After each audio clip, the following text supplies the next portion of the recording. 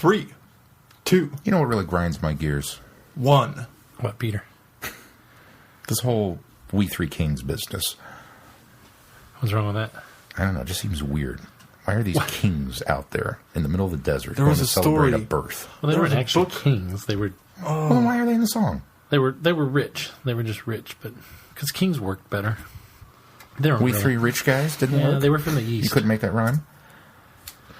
They were from possibly the Orient at the time. There's a book like Lamb. And Not why are by they Christopher there? Moore about the three kings, and they're not actually kings. They're like thieves or something. It sounded really funny. Huh. Wasn't that in Life of What Brian? was their names? You should know from Lamb. Eustace. Eustace. Eustace, Buford, and Beauregard. They were the three kings. I don't think that was the name of the three kings. You look it up. I'm set on it. You heard it here. I don't remember their names either. It's been a while since I've read Lamb. I had the King Edward James Olmos version of the Bible.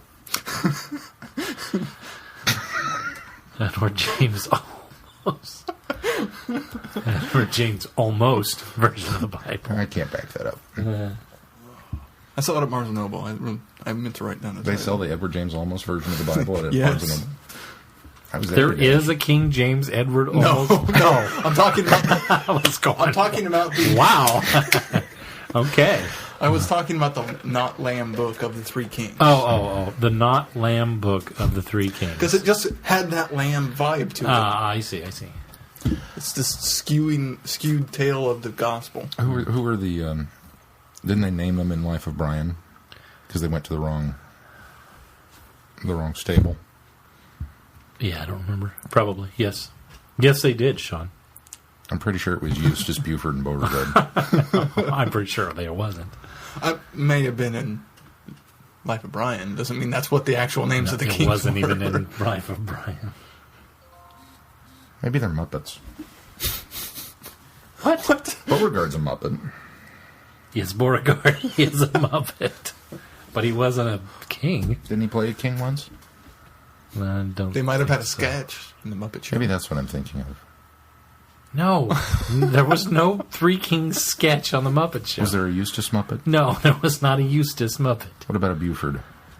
No, Buford not that sounds I recall. likely. No, I Maybe don't it was a think so. Sesame Street sketch. There was a Beauregard, though. There was a Beauregard. Yeah, he was the janitor. And had a cameo in the new movie. He did, yes. Pretty sure. He was still living in the theater. Pretty sure it was Eustace. All right. I hope you use this as preview. So what's next on the schedule, Shaun? Oh, wait, we haven't started this show yet. We started this podcast. 3, 2, 1. Pretty sure there was a Eustace. Traveling the Vortex.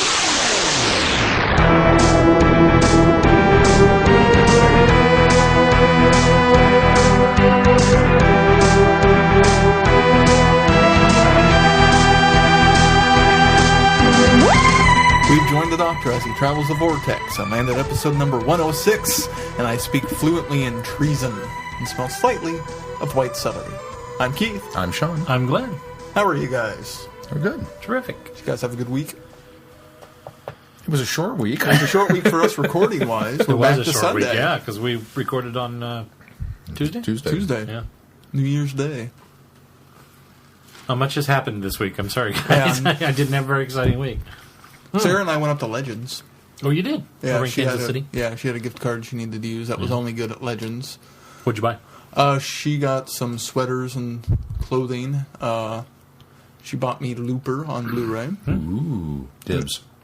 I want to borrow it. I need to borrow that, I want to too. rewatch it first, and then I'll let you borrow I'll it. be in line behind Shaun then. I'll let you watch it first.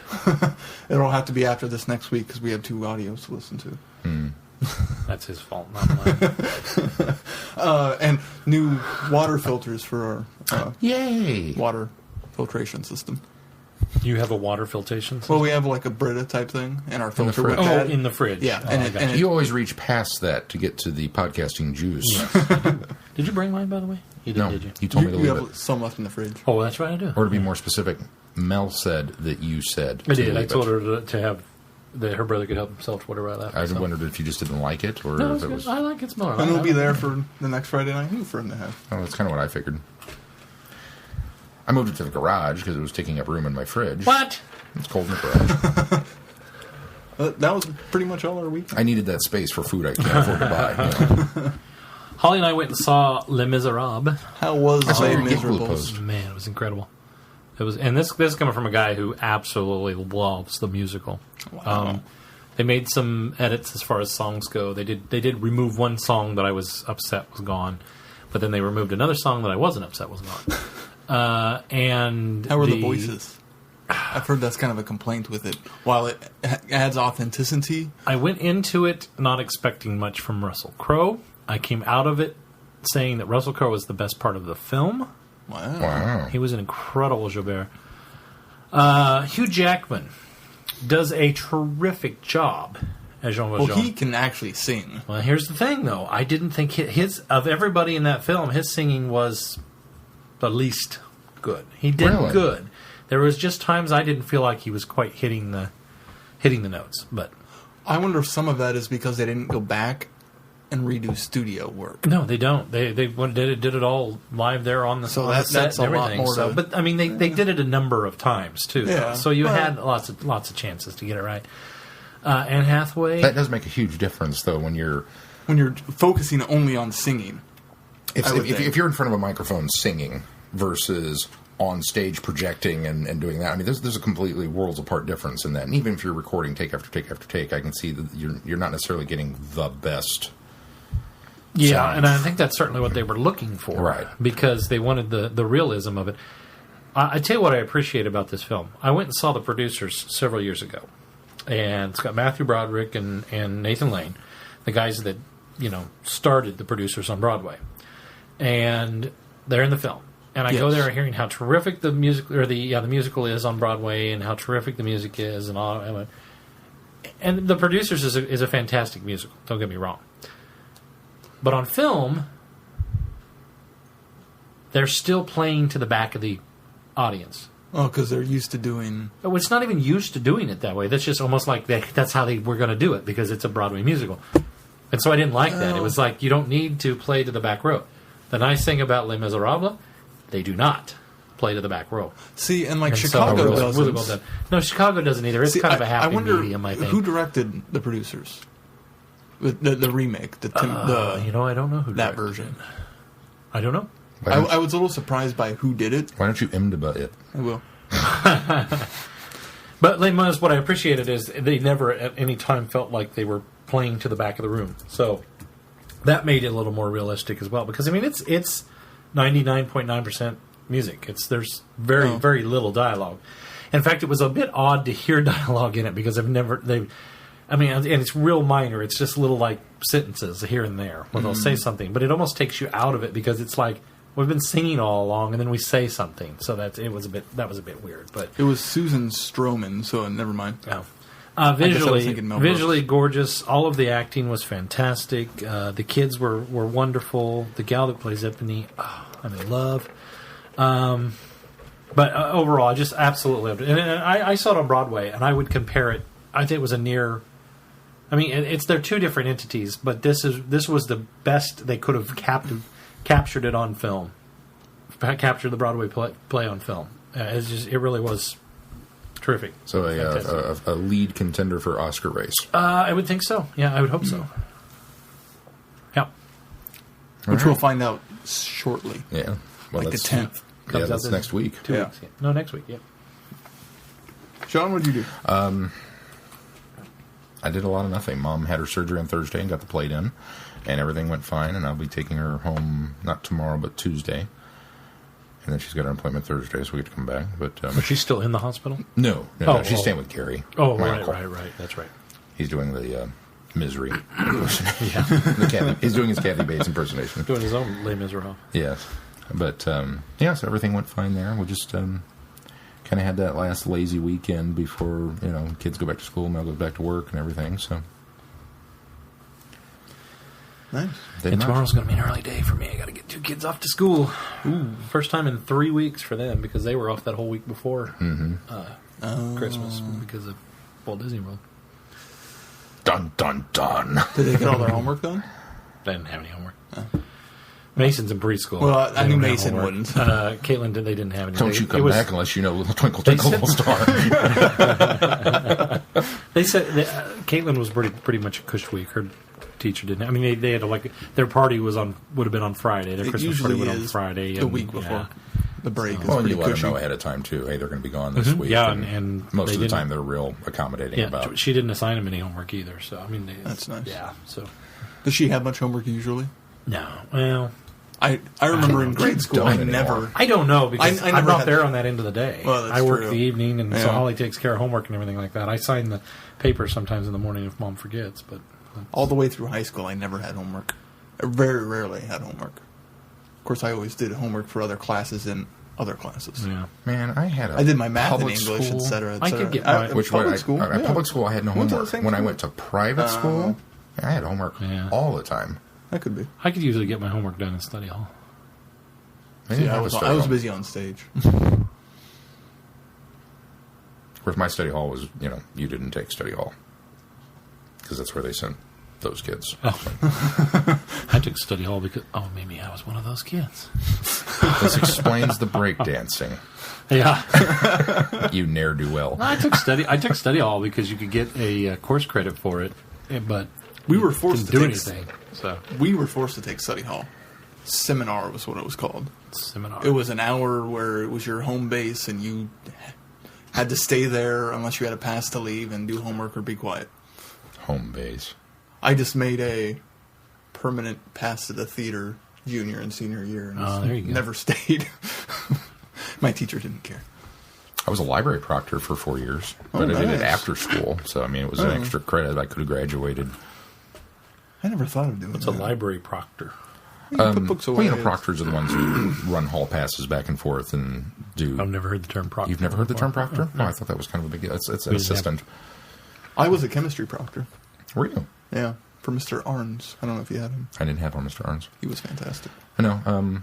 A proctor is somebody that, like, those kids that work in the office but don't really work in the office. They're just kind of there and they're getting credit for that 1 hour that they're there and handing out the stuff. Library They're proctors. Gophers, yeah. The library proctor specifically, I mean, occasionally they would have me cover the desk and check out books and stuff, but it wasn't very often. Usually I was attached to the AV room, thus beginning my love of movies. When I was the guy that actually ran the televisions on. You remember the televisions? You were the AV guy. I was the AV guy. The televisions, when they were the big, gigantic 27 inches that came Right. on those even bigger stands with big caster wheels on the bottom, Yeah, I yeah. was the guy running them all over school. And one single VCR on that next thing Yeah. down. Yes. I remember that. But because it was the 7th hour proctorship, it was all after school, so I had to go and pick them all up. So nobody bothered me. Nobody was in the halls. It was great. I learned something new. I thought proctor was just the other half of gamble. Well, now that you mention it, there was a lot of unnecessary surgeries and topical creams that they put on me. No explanation. Well, then, if there's nothing else, Move on to news. news. Let's go to news. This just in. Doctor Who's still not on. But we have it on reliable sources that'll be back in March. Glenn doesn't think so. Yep. We'll see. But we're going to get little tastes of some new Who. Shaun will be eating crow. 11 months this year. Because Puffin Books is going to release short stories for the 50th anniversary. Tell us more. Each being written by a different author. Each story being a different doctor. Starting... What did he just say? Each story is written by a different author. Author. Each story featuring a different doctor. The first one will be released Monday the 7th. So the first... Tomorrow. Tomorrow. Well, Of January. As we record this in It 30 is- minutes. Yeah, and tomorrow. Well, the first... actually, it might be up now because the UK is yeah, that's 6 possible. hours ahead of us. Check Mr. iPad. Yeah. And it's the first Where's Monday it of being every posted? month. Probably BBC's website. Check their Facebook page, BBC's Facebook page for Doctor Who. That's where they're announcing the author and everything, Check too. Puffin. Oh, wait. That's a P, 2 F's, and a silent Q. You figured it out. That's not where I wanted to go. God, check. All right, keep talking while I check. Oh, we're supposed to entertain people while you look things up? And they're also going to announce authors each month. There is some speculation that J.K. Rowling might write a short story. Which would be kind of cool. She would be kind of cool. And a while ago, we heard speculation that she was going to write an BBC or episode. BBC America? BBC. Yeah, I mean, I don't know. Do you think, not that I have anything against Rowling's writing at all, because I think she's astoundingly amazing. And one of my favorite things about the Harry Potter series is how, as you read the books, you'll get a little throwaway bit of fluff. Here's a cute little magic-y thing for the world to kind of, really drive home the fact that it's magical. But it's just a cutesy little nothing. And then 2 books later, it becomes this huge plot hinge, and you're like, oh my god, I remember that from the first book. And, I mean, she does a lot of that kind of stuff, which is cool. Do you think she could do a Doctor Who, though? I think she could. At least a short story. Well, but I mean an episode. Well, I went to I don't know BBC about One. an episode. The BBC's Doctor Who page? I went to the links included in this article I'm reading. Yeah. Good, because I'm not and they haven't posted it yet. So not up yet, but hopefully yet. by the time you listen to this, maybe It it's probably there. will be up by the time you listen to it, and we'll make sure to do a post on the website when they do post. Yeah. It looks like there it is. It's on their Facebook page. Well, there's an article about it on their No, Facebook page. it's right there. They've posted the book right there. Who is it? Who wrote the first I'm one? just kidding. How come I didn't like the Doctor Who BBC page? You suck. Get my hopes up. Oh, this isn't the official one. That's why. Are they releasing in order? Like, is the I think tomorrow's it's going to be going to Hartnell? be one. Yeah, I believe so. From what I Hartnell, understand. First Doctor. Heaven forbid I don't clarify that and Gwen jumps down my throat for transmogrifying people again, You're learning. or whatever that word is. Transmogrifying. There will be a slight fee for the short stories. How slight? £1.99. 99 pounds? That's So more than a ebook slight short. fee. So that's Dollar about $3 or 99. $4 for us. $1.99? $1.99. £1.99. One. Oh, £1. 99 Whatever. it is. tuppence or Yeah. Rupees. Rupees? That's not even British. Mine At was one point it closer. was. Tuppence. I'm not sure they use toppins anymore. Sure they do. I think it's cents. I think it's 99 cents. No. £1. Well, 99 according to this, They use tuppence. okay, this article is completely wrong. I've seen that I the- was reading. I've seen Mary Poppins. I know what they use. This article's Toppins. okay. They must be announcing the first author on the Facebook page tomorrow, because according to the Doctor Who children's books.co.uk, they're going to be released on the 23rd of each month, starting in January.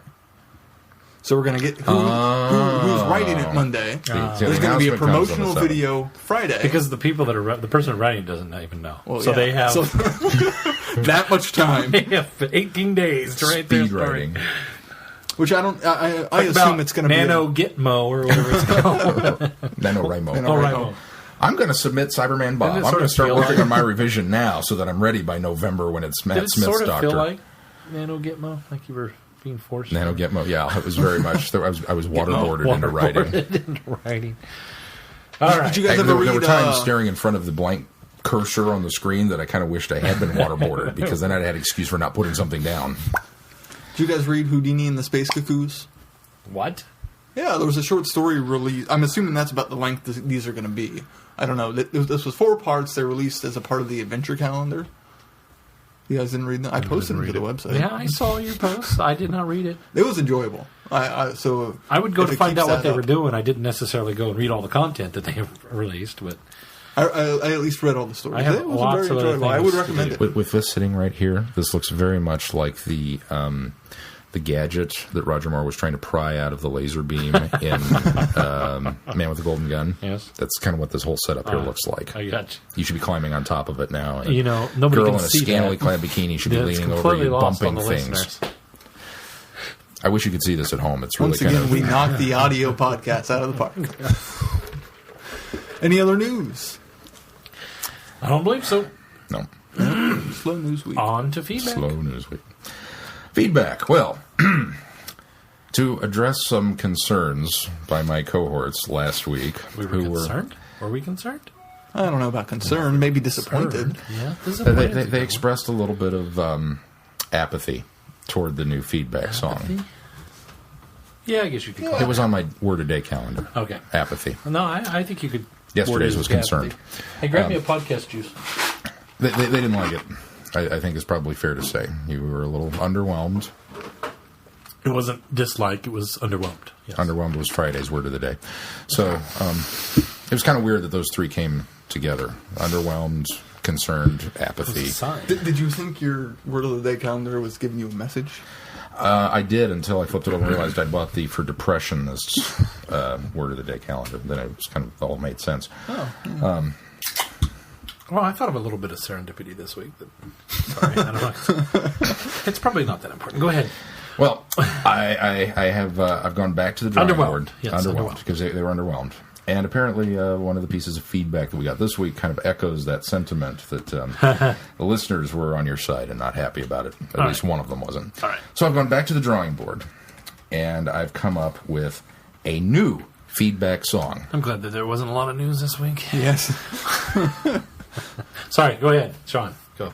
A new feedback song. A new feedback I'm song. excited. Don't get excited because No, I don't I'm want going you to be apathetic Or underwhelmed. or underwhelmed. Underwhelmed is yeah. Now, still in the rough stages, so you'll have to forgive a little bit of audio quality here. I didn't have time to bring in Dr. Phil and the Well-Tempered Schism to record this properly, which would have been my hope. Now that the couches are unpacked. To build it to scale or to paint it. I did not, no. Well, it was a short recording week, so you should be lucky that this presentation is happening at all. And That's what you were pounding out 5 minutes before the podcast. Yeah. Gotcha. It was up here, but it hadn't made it down here yet, and I'm not sure I'll remember it up here. So I present to you, without further ado, possibly the new feedback song. Are you ready? Yes.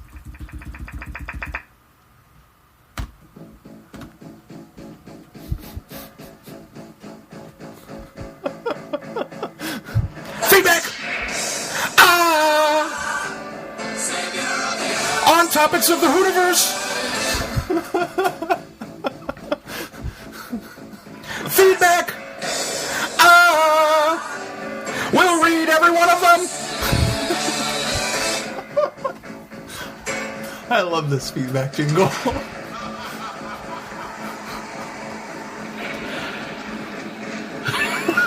Wait for it. Feedback! It's a miracle!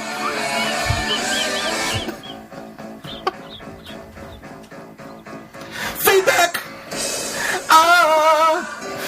Kings of the email! It's for every one of us. Feedback for every one of us. We'll read everyone, every man, every woman, every child, everybody's mail. Feedback. He went all out.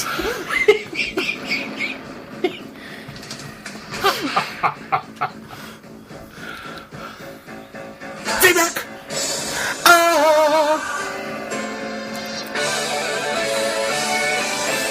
I wrote that part. Feedback. Oh, I forgot something there. Oh well. Just some mail with a man's theory. Nothing but some mail that can never fail. No one but a regular will get this damn song. Oh, jazz hands.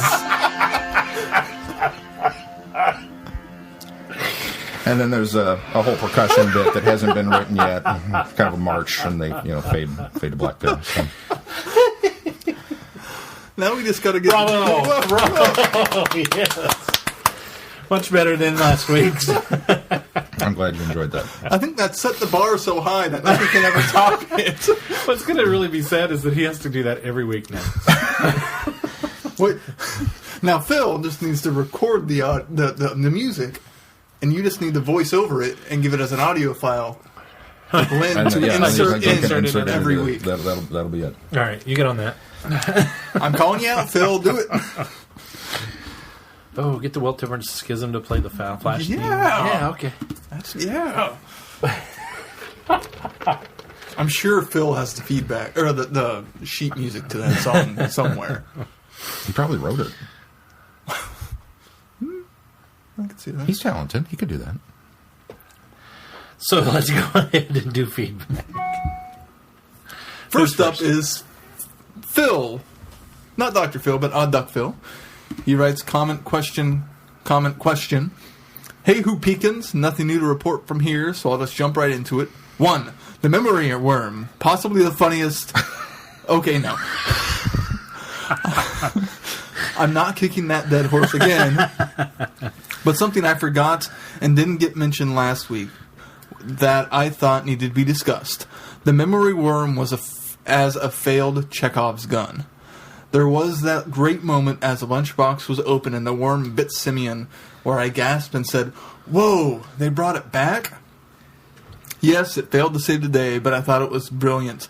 Doctor Who needs more of this and less reliance on the screwdriver. That's all I'm saying. That's funny, because this is actually one of those things where Phil called me this week, and he brought that up, and I felt like, oh man, I forgot to talk about that, because it was totally one of those things that I wanted to bring up in our discussion, was when, he's rattling the lunchbox around, and you can hear, it sounds like there's pieces of this broken ice chick in there. And he gets it, he opens it up, and the worm comes out. It's just like, because it wasn't just a joke at the expense of Strax. It was woven into the plot, and it was. I agree with him totally. It was genius, and 100% to the comment that more of this and less on the screwdriver. Yeah. 2. Disgruntled Who fan. I hoped this day would never come, but I hate it. This regeneration sucks, and I miss the old days. I can nitpick and try to explain my stance, but as a Who critic, I don't have to have facts or reasons to support me. I just know without a doubt that the old feedback jingle is far superior to that thing we were stuck with last week. Harump and boo, good sirs. Odd harump Phil. Well, fortunately for Phil, it was a short regeneration. Well, apparently Shaun's feedbacks are like Romana's regeneration. Yes. He gets to go in and pick through a few of them before he settles on one. Yes. Oh, I could do a whole series of classical feedback jingles. Ooh. They aren't really classical. They're classic rock. I've set the bar pretty high with Flash. I don't think you can top that. Next up is Jessica. You That's doubt a me. challenge. There's a challenge. That's a now. challenge. Oh, Jessica. I'm getting to Jessica's. I pushed the wrong button. Jessica writes. Oh, that's who Jessica is. It took me this long to recognize the... When I mentioned it last week, you didn't realize who it was? I don't listen to you during the podcast. Oh, you just now saw the Twitter handle? The Twitter handle, yeah. Okay. Common question. First of all, 2 quick sets of apologies. Merry Christmas and Happy New Year, everyone. I was such a Grinch for forgetting that. Yeah, you're okay, Jessica. That's all right. Yeah. I like to believe that you wrote it before the holidays. We weren't going to ostracize you. It's not like we sat around the table for an hour after the podcast going, man, Jessica didn't even wish us Happy New Year. What a Grinch. And second, Keith, my abhorrent grammar last week was appalling. Jessica, you're going to have to slow down on these big words. They're not on my calendar yet. In my defense, I wrote most of it in Cliff Notes while distracted at work, then came home and proofread it while distracted by my 12-year-old son. Still, no excuses. It's okay to poke me with a stick when I send something so wrong over. You want to take that one, or you just... Apology accepted. I don't remember her grammar being that. I don't remember. Maybe I read it that horribly. abhorrent. Abhorrent, apparently. Shaun, so sorry to hear about your mom breaking her ankle. My mother has a gift. This scene. I was going to skip over that one. Thanks for pointing that out there. Wow. He's a meanie, isn't he? Last week it was the grammar. This week now he's picking on her for how she spelled Shaun. I'm used to it at this point. Now that he's brought it up, yes, for the record, my name is spelled S-H-A-U-N. Not even the traditional S-H-A-W-N. No. And I get all kinds of pieces of mail and 4 years of high school yearbooks, and they never got it right either. Despite the fact that I was a proctor in the library for 4 years. I like to bring it up because it ires him so much more than anything. Yearbook. That's what I should have, yeah. So, you know my favorite piece of mail ever? I think I still have it somewhere. It was addressed to Shaun. S-H-O-N. Oh, that's awesome. Shaun. I love that. And I at first I looked at it, my initial reaction was to get angry and be, really, how stupid can you? And then I thought about it. On. You can't spell it any more correct than that. That's how it's spelled. I'm not upset, Jessica. No, don't worry about it. I just like to tease Shaun because he gets irate about it. But it's not that Sean Connery spelling. My mother has a gift for inadvertent klutziness, and I can sympathize. My mother snapped her left ankle by walking upstairs a bit faster than normal for the sole reason that she didn't want the man behind her to be eye level with her backside. That makes sense. What was she wearing? Then, just a week before that ankle healed, broke her right one while helping my sister lift a mattress onto the top of her car. Both times it took 12 hours and someone gesturing wildly at her to get her to an ER.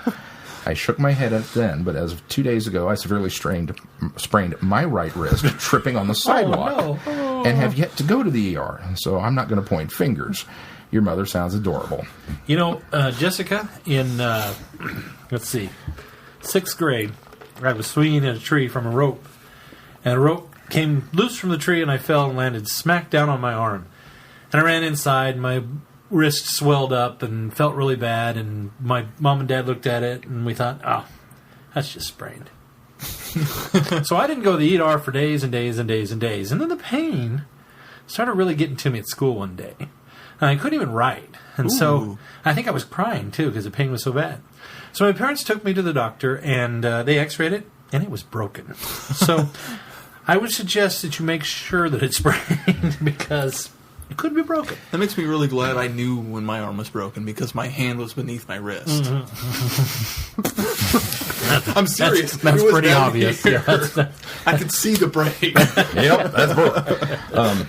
Yeah, that's not supposed to do that. Believe it or not, as klutzy as I am, I have never broken anything. You better knock on some wood. I have fractured both elbows. Ooh. Not at the same sounds time. painful. It's just a hairline fracture where it didn't actually break it. It just kind of the first. It's broken. Yeah. Okay. Well, okay. If it doesn't work, it's broken. Well, I don't know. What do you use your elbow for anyway? I could still do that. It just hurt. The first time was my brother had upset me, and I won't go into the why, but I got angry. He's 6 years younger than I am, so I got angry, and I went chasing him through the house when we had an unfinished basement, which was our playroom. So, of course, what do kids, you pick up the playroom ever. It's just a mess. It's the playroom. He went tearing through the playroom, and being 6 years younger and a little more spry than I was, he turned the corner a lot sharper than I did. Now, even at the ripe old age of, I think I was 12 at this point, I kind of ran like a Mack truck rolling down the street. So picking up steam going down the stairs, trying to make that corner, I didn't, and I made a much wider turn into the playroom, and I stepped on a giant coloring book. You remember those? They had those, they were huge, like 4-foot ones. Giant coloring book on concrete floor. Wasn't pretty. Came down, landed on the elbow. I bet it sounded like this. Yeah. It went up against the wall. I went on the floor. On Thanksgiving. Oh. So we spent the morning of Thanksgiving in the ER. Of course, Mom's, coaching me. Just tell the doctor what happened. Tell the doctor what happened. And I'm crying, and the doctor comes in. What happened? I don't know. And she's ready to throttle me, because now the doctor's looking at her like, you child beater. You. So I fractured the right elbow.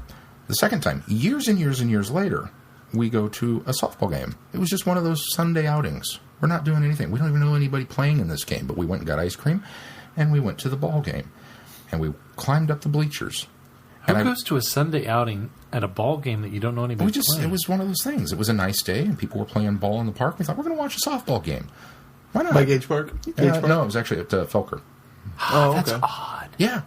Odd. It makes it sound like it's like the 1940s. It does, doesn't it? The motor car had just come out. We went for ice cream. We went for ice cream. And stopped and watched Ice some cream softball. We sat at the soda fountain and ate our ice cream. So I'm walking up the bleachers, and I got Went about to Woolworths. halfway up.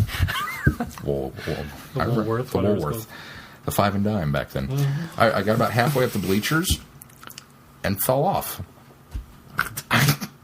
I don't know if it was a gust of wind or if it was maybe it was a wobbly bleacher. I don't know, but I got about halfway. Maybe it was the fact that you were at a softball game that you didn't know. It's not like I was playing around. It's not like, and because the umpire came running over, that kid can't play on the bleachers. He's just a klutz. Leave him alone. My mother's defending me.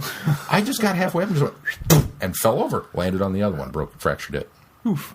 So you went at one time in your life you had both? No. The other one had these were healed. years later. Oh, years later. Years I thought you apart. said a week or two. No. Oh, okay. That would have been unbearably bad. But Well, all right. Keith, what have you broken? Just my wrist. Just And the then wrist. that was when I was in middle school, and I jumped up to touch a basketball rim, came down and twisted somehow and landed on it. Got up, my hand didn't come up with my arm. There were a lot. There's a lot of bad. Hurt. Not at first. Not until blood stopped going to my hand. Because it was beneath my arm, Cutting off the circulation. Then a lot of other bad stuff happened that we won't talk about that. I'm more interested in trying to find out how she sprained her wrist tripping on you've the only sidewalk. broke your wrist. I've only broke my wrist. But you That's had it. other issues. The wrist caused other issues. What? Seizure. You had a seizure because of your wrist? I had a 20-minute seizure when they put the lidocaine in to numb my arm so they could go set it. Are you They allergic didn't to know you were lidocaine? allergic to lidocaine? Apparently. Wow. Oh, yikes! Wow. Yeah. Well, that explains some things there, though. Okay. I don't remember most of my childhood because of that. Oh, is that right? Because of that seizure. Oh. Anything over 10 minutes is considered deadly. Yeah. So it's a miracle I'm even alive. 20 minutes. Wow, I did not know that. Huh. You should probably lay off the brain damage references. Yeah, no doubt. I feel feel bad. bad picking on his brain Oh, now. why? I still have some memory days. All right. Who am I? All right. Go. Sorry. Every time Keith fires up the microwave to make popcorn, I piss my pants and forget who I am for half an hour. Okay, so she sprained her right wrist tripping on the sidewalk. I'm assuming that means she went down and tried to catch herself. That's what I would think. No, I think she was walking on her hands. Yes, she went down and tried to catch her. Dude, that'd be so cool. I wish I could do that. I'd probably break something. So, Jessica, our medical experts have come together and we've determined that Go to the ER. if your wrist is hanging below your arm at this point, Yeah, I'll definitely go to the ER. if it's purple, Yes. Oh, and what's worse, I biked to the playground that I was at. So I had to wait at the playground while my mom came and picked me up. Oh, my gosh. And this was before I cell just phones. I feel so bad. This was before cell phones, so my friend that I was with had to bike to my to house, your house, to yeah. tell my mom. has anybody been the bike messenger for one of those things? I've never been. Timmy fell in a well and you've got to run home and tell parents that... No, just me. Yeah, huh? I got there and I went, oh, wait. I'm human. I can That talk. was another life. You guys just make fun of my age. That's all. That was horrible. Why on earth would I make fun of your age? I don't know. You're older than I am. Oh! So there we go. We've come to the conclusion that if any of those symptoms are happening, and if you can't point fingers, and you probably shouldn't with a sprained wrist, you should probably get somebody more professional than us to take a look at it. Or if it's up to turn colors, just dope. Yeah. Oh, my gosh. Important safety tip. Thanks, Egan. Your inventory... I'm going to continue on with the email now that we're Okay. on the subject of this. Your Yes, we got a inventory- good tangent. Yeah. Speaking of tangents, your inventory software tangent got me nostalgic for the index card and graft sheet paper system my mom used to have for the VHS tape she bought and movies she taped off the television. My opinion? Anything that keeps the paper cuts away is good in my book. I had one of those exact systems for when I used to record videos on VHS. I had a system where I completely had graph paper, mapped it out, and had columns and all this stuff, and where it was and what tape number you could find it at. Because I had My mom just wrote on the labels. I had this extensive. I recorded when I got a VCR for my room. I bought it when I was a kid. I saved up all my allowance and bought a VCR. 'Cause I've had a TV in my room all my life. I'm kind of a freaky kid, but He had to get his allowance because he didn't make any money breakdancing. I had cable in my room as well. So I used to have HBO and Showtime and all that stuff in my room. So what I would do is I bought a. I can't believe you had that saved stuff. up- You were the preacher's kid. You had I HBO know. in your Well, room. my dad wasn't. My dad didn't become a preacher until I was out of school, out of college. I thought you grew up that way. So no, my makes a dad lot more was. sense. My dad was a. He was. You wouldn't know my dad then and now. He was a hellraiser back in the day. But anyway, I had TV in my room, so I saved up, got a VCR. Bought a VCR with my money, a little Emerson. Actually, I still have the Emerson VCR. And in it the still house. works. Yeah, it still works. It's an Emerson. Emerson, for the record, Emerson is the greatest brand of electronics ever. It's fantastic. I bought it at Walmart, got it home. I literally had... Walmart I still had some of the tapes in my collection when you and I started hanging out. I had probably... I want to say 6 You or never 7... thought to record Doctor. 600 or 700... Well, that was... I got the VCR after Doctor Who was when I was kind of out of my... It was definitely in the wilderness over in the UK. Here, I think it was in the McCoy era when I got it, and I wasn't watching McCoy at that time. So no, it wasn't that. No, but I had maybe 600 or 700 tapes, and I used to record on EP, so I could get three whole movies on there. And Don't nod your head you know what we're talking about. I do. I had you weren't alive when VHS was around. My mom recorded all of the Planet of the Apes on movies, one after another, on 2 different VHS tapes from Disney Channel before they did commercials. Yeah. Ooh. Yeah, well, I remember that part. That was a nice thing because we didn't have Disney Channel when I was a kid. I mean, it was there, but we didn't subscribe to it. That was a separate tier. Right. We got, but we had Showtime, HBO, and Cinemax because they were all on the same, where I came from, they were all on the same level. They weren't on the upper tiers. Mm-hmm. And then, but Disney Channel would do their free preview. And I would record stuff off of those on, like once or every 2 months or something like that. It seemed like they were having a whole weekend where it was free, and they would put it down on one of the channels that I could get. free preview weekends. That takes me back. Fantastic. I remember when HBO and Showtime and Stars did that when... So I had 600 VHS tapes with 3 movies on them a piece. So, I mean, I just had this extensive collection of stuff. Some stuff I never even watched because I would set it up to record overnight while I was asleep.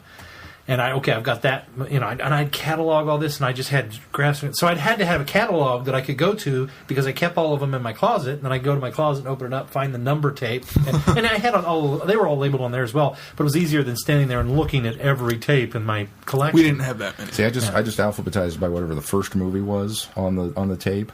And then memorized what came on it with it, so that I knew that if I looked for Smokey and the Bandit, I could find Holiday Inn. See, I couldn't do that because I had so much. Like I said, I had so much stuff. This was before my mental faculties were severely decreased by stroke and age. I probably only ever watched 20% of what I had recorded because I just recorded. Well, I specifically went out and got pay channels. Later, when you order the pay channel specifically so that you can go through the guidebook at the beginning of the month and go, what's this coming on? Yep. Cool, and you'd circle it and you'd set the VCR and you recorded all that stuff and then you never watched it. Yep. And now you just use DVR I have DVR and then I don't now, but I had DVR for a while. I still record it and not watch it. So anyway, eventually we'll get through your email here, Jessica. makes me remember the Dewey Decimal System.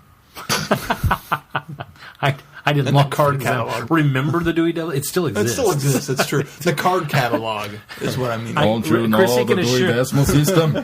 Chris can assure you that you don't have to send rest in peace condolences to the Dewey Decimal System. Conan the Librarian.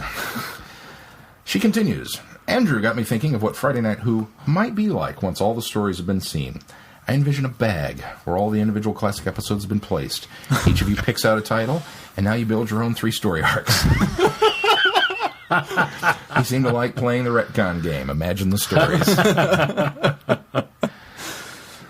Thanks for the TARDIS wiki referral. I had already been to this site. I guess I just hadn't dug into the right places. Also, it took a while, but I did finally come across... to some other people that do seem suspicious of Clara as I do. I'm glad I'm no longer alone. To clarify... That's awful, and I'm an awful person for writing it. Yes, you are. You should feel ashamed. I had a punishment, but I'm not going to go there. It seems that some of the people think she's being intentionally deceptive. I have the opposite thought. If you're the bad guy, and you know it, you don't drop the obvious clues she does. If you're a mind-wiped plant seed, if you're a mind-wiped plant sent to entice the Doctor, this is my reading and not your writing, Jessica. Don't apologize next week. If you're sent to entice the Doctor into a whirlwind adventure across the universe, or to distract him or trap him, you drop hints. Oh, and I 100% agree. I thought the final one-word answer was going to be children. Come on, remember the line from Amy in The Beast Below? So this is how it is, Doctor? You never interfere in the affairs of other people or planets unless there are children crying? It's so the Doctor. It's so this Doctor. Children is the only correct answer. I would have preferred children. I would have too, quite honestly. I mean, Pond was phenomenal, but children made more sense. I think we've reached a large enough consensus in fandom to have them reshoot the whole thing. Okay, I'll jump off my soapbox now and go find an aspirin. Final thought. The 3 of you seem to keep getting flustered when we listeners heap some praise on you. So here's some more. Oh, thanks for that, Jessica. Yeah, great. Embarrassed. Tweak my feet now. As a recently converted Whovian, no one around me seems to have picked up the Who bug yet, and my conversation options are limited. I've actually decided to stop talking with one guy from work, as our opinions on the most recent stories seem to be too far apart to reconcile. If you can't have a pleasant conversation at work, don't have one at all. He doesn't like the doctor's Keith and I wife. wouldn't talk at work if that was the case. We have some pleasant. Yeah, there's a handful. But neither of us take it very seriously. No, that's true. We don't. He doesn't like the doctor's wife. I think I'm on the right side of history on this one. My point, having this podcast is like having that extended fandom conversation I miss because cons don't happen every weekend, message boards can get hostile, and it's just too hard to have a conversation like this on Twitter. I don't think I've come across another podcast willing to have these long, extended conversations, so as thousands of listeners appreciate the time you spend on us all each week. Thank you, And Jessica. thank you, Jessica. Thank you, Jessica. And yeah, very much thank you, Jessica. You're right to stop talking to that guy. He doesn't like the doctor's wife. Really? Yeah, totally. You should totally ostracize him. We're kidding, of course. We're kidding. Yeah, but I don't know. That's just weird. If he doesn't like the doctor's wife, That's like the one episode in all of Series 6 that I've never heard anyone say they didn't like. Yeah. I mean, the other ones are, pirate episode and flesh episode and that whole river thing, but nobody ever says anything bad about Doctor's wife, so. I'm sure somewhere on message boards they do. They're probably, fans. Yeah. They don't like Doctor's wife because it's not David Tennant. He's probably one of those hardcore Because it's Whovians modern that- Doctor Who. It's modern Doctor Who. You got to pick that apart. Up next in feedback is Daryl. Daryl writes, question answer. Hello, hello, Vortexians. I haven't heard that one before. Vortexians? Has he done that one before? I think that's what Daryl calls us. Oh, okay. Thanks, Daryl. Hello, Vortexians.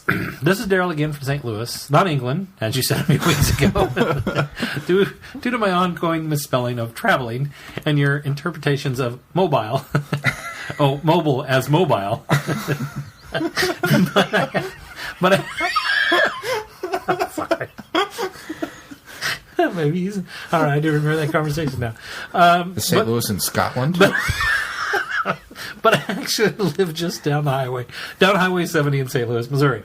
And not from Guildford, after all. Although I do actually live on Guildford Street. Sorry. I hope you're happy, Daryl. I'm moving the pushpin off of the map, and I need a much shorter string now It's only 4 hours away. to locate you on where we're at. That makes me wonder, are you going to come in for Planet Comic-Con? There's a big hole in the map. Yeah, you should come. Well, we can't tell you yet. We can't say yet, but you may want to look into coming. You might want to coming. look into coming. Yeah. It's only 4 hours. 8 hours round trip. That's 3. Oh, no, it is 4 to Kansas City, isn't it? It's 5 from here. No, it's 4 from here, isn't it? Is it 4 from here? I think so. It's another 3 hours across Missouri. Well, then it's only 3 to Kansas City. And how far is I it should to say Omaha? 4.5, I 4. think, is what it is. Yeah, So- we did Omaha on a day trip, so Is it 4 hours to Omaha? I thought it was 3. 3.5 to Omaha. it's about the same amount. Okay. I always thought it was 5 hours to St. Louis from here. I think it's 4.5. I think it's 4.5. Yeah, you do. So, Stroke. I just wanted to... Oh, wait. Sorry.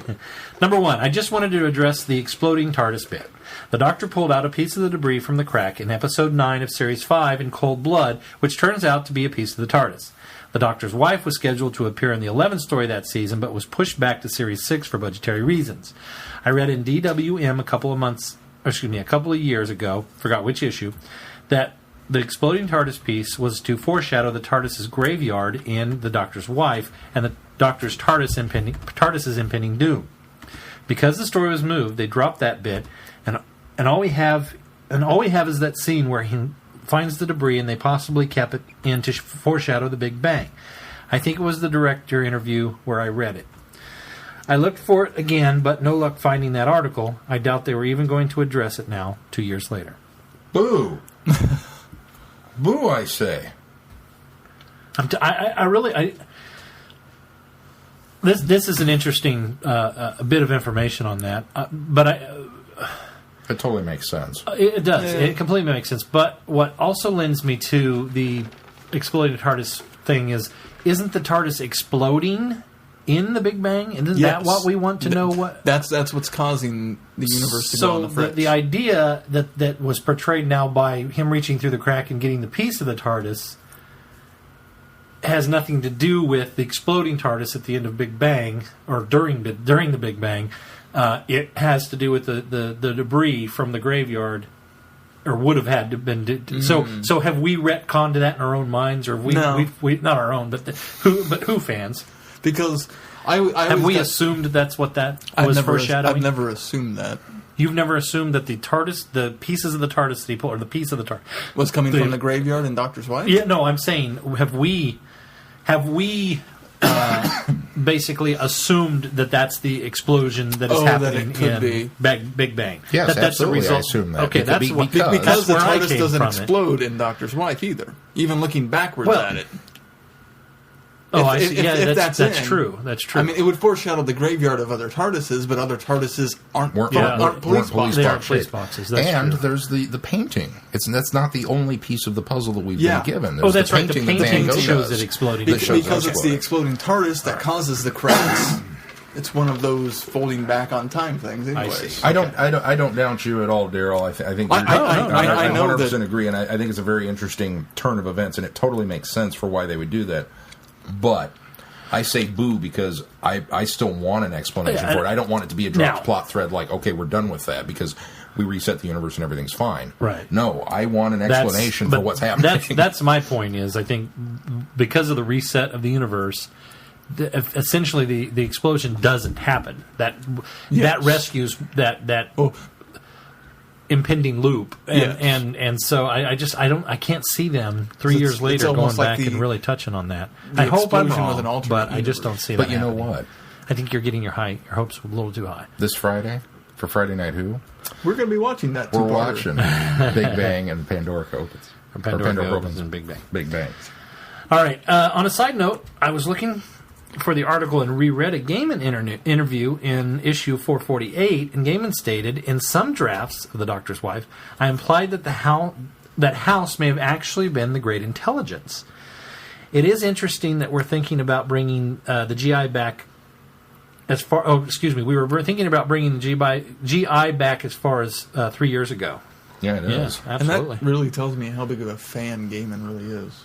Specifically of Second Doctor. To that he knows that would be another Second Doctor. Yeah. The Great Intelligence even is. The box was from the Second Doctor. Yeah. The thought messages. Also, and also the fact that, in Pertwee, in Inferno, rides or pilots a TARDIS console, much like the Doctor and does he? Yeah. So he probably started outside with of the TARDIS. And spoilers. Oh, we haven't seen anything. Sorry, watched we hadn't seen that. A few more, just a few more comments. When's that on the schedule? Not yet. Shaun, lay off the juice. There is not a montage of the 11 Doctors or scenes in the new intro. Yes. Where did you get that? Wow. I'll scrutinize it again, and if I see it, I'll apologize. But no, go back to watching H.R. Puffin stuff. I couldn't watch H.R. Puffin stuff as a child. It scared me. I could understand. The entire line. The H.R. Puffin stuff, the Sigmund and the Sea Monsters, scary stuff. Land of the Lost. Land of the Lost I liked, but I watched it in the same way I watched Doctor Who from behind the couch. through closed fingers. Yeah. Over the eyes. 3. If Clara was a quote-unquote plant, wouldn't it be obvious to the Doctor since she keeps showing up? It would be kind of forced. Yeah. Well, but...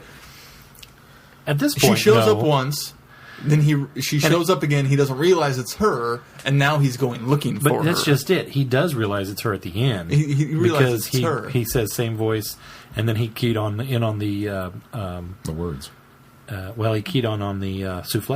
Well, that earlier on. Yeah. And then, I think that the Doctor's going to piece this together and figure it out. I don't know that he would figure out so soon that she's a plant, but clearly he realizes something's hinky's going on here. Yeah, it depends on what the script requires. Yeah. Asylum of the Daleks, it required him to figure out fairly early on that this woman who, oh, please come help my daughter, she's in a Dalek concentration camp, blah, blah, blah, and he knew right away that, well, you're a Dalek plant, and because the script required it. if the script requires him to play stupid for a few episodes before we find this out, he'll play stupid for a few episodes. Number 4. As great as Vastra, Ginny, and Strax are as characters, they cannot sustain a spin-off series. Hear, hear. But what about having them headline a whole story in a Dr. Light episode? Don't even have the Doctor and Clara in the episode. Make it all Vastra, Ginny, and Strax for one episode. I would go for it. I got to thinking of this the other day because I think I was sort of on board with the whole spin-off idea. But as I got to thinking about it, I thought, you know what? I just can't see an entire series built around them unless it's just really, really cleverly written. And I would be afraid that it would get a little Torchwoody on me.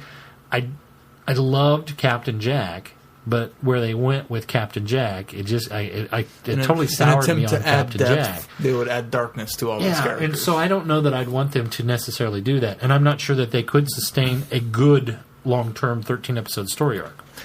I think. However, I do like the idea a Moffat of having BBC Sherlock 3-episode season. Slightly longer episodes, but only 3 episodes. I could maybe see that happening. I think if you did it in with these particular 3-character dynamic that they have, I would liken this to the Lone Gunman spinoff of the X-Files, which was a show that I thoroughly enjoyed, even though it wasn't nearly as good as the X-Files. It had its own kind of mindset. But look at that even. I mean, I enjoyed it, don't get me wrong. But they felt the need to bring in extra characters for that. They brought in that one guy and that girl. And it was like, it kind of felt like Torchwood Series 4, where we're bringing new characters into the team. And you kind of needed to in Torchwood. But in Lone Gunman, I almost don't. I think they should have just had reoccurring characters, or not reoccurring, non-reoccurring characters each week in the Lone Gunman, and had like a different quote-unquote companion each week that, helped them out or did something. So, well, and that's where I think you go with Jenny Strax and Vastra, is that you bring in somebody each week that, your only other reoccurring character would be the Inspector Lestrade type character that, the police chief. Yeah. So, all right. I don't know. 5. Lastly, I love the direction the series is taking. It has an air of freshness, excitement, and mystery. I am loving Clara and look forward to the future. As much as I liked Amy and Rory, I'm ready for the change. Change, my dear, and not a moment too soon. He's quoting the 6th Doctor there.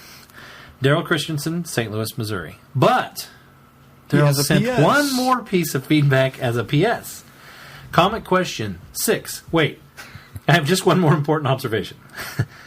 This time, Clara walked the first time. I'm sorry. The first time Clara walked up the spiral staircase to the cloud where the TARDIS was immaculate.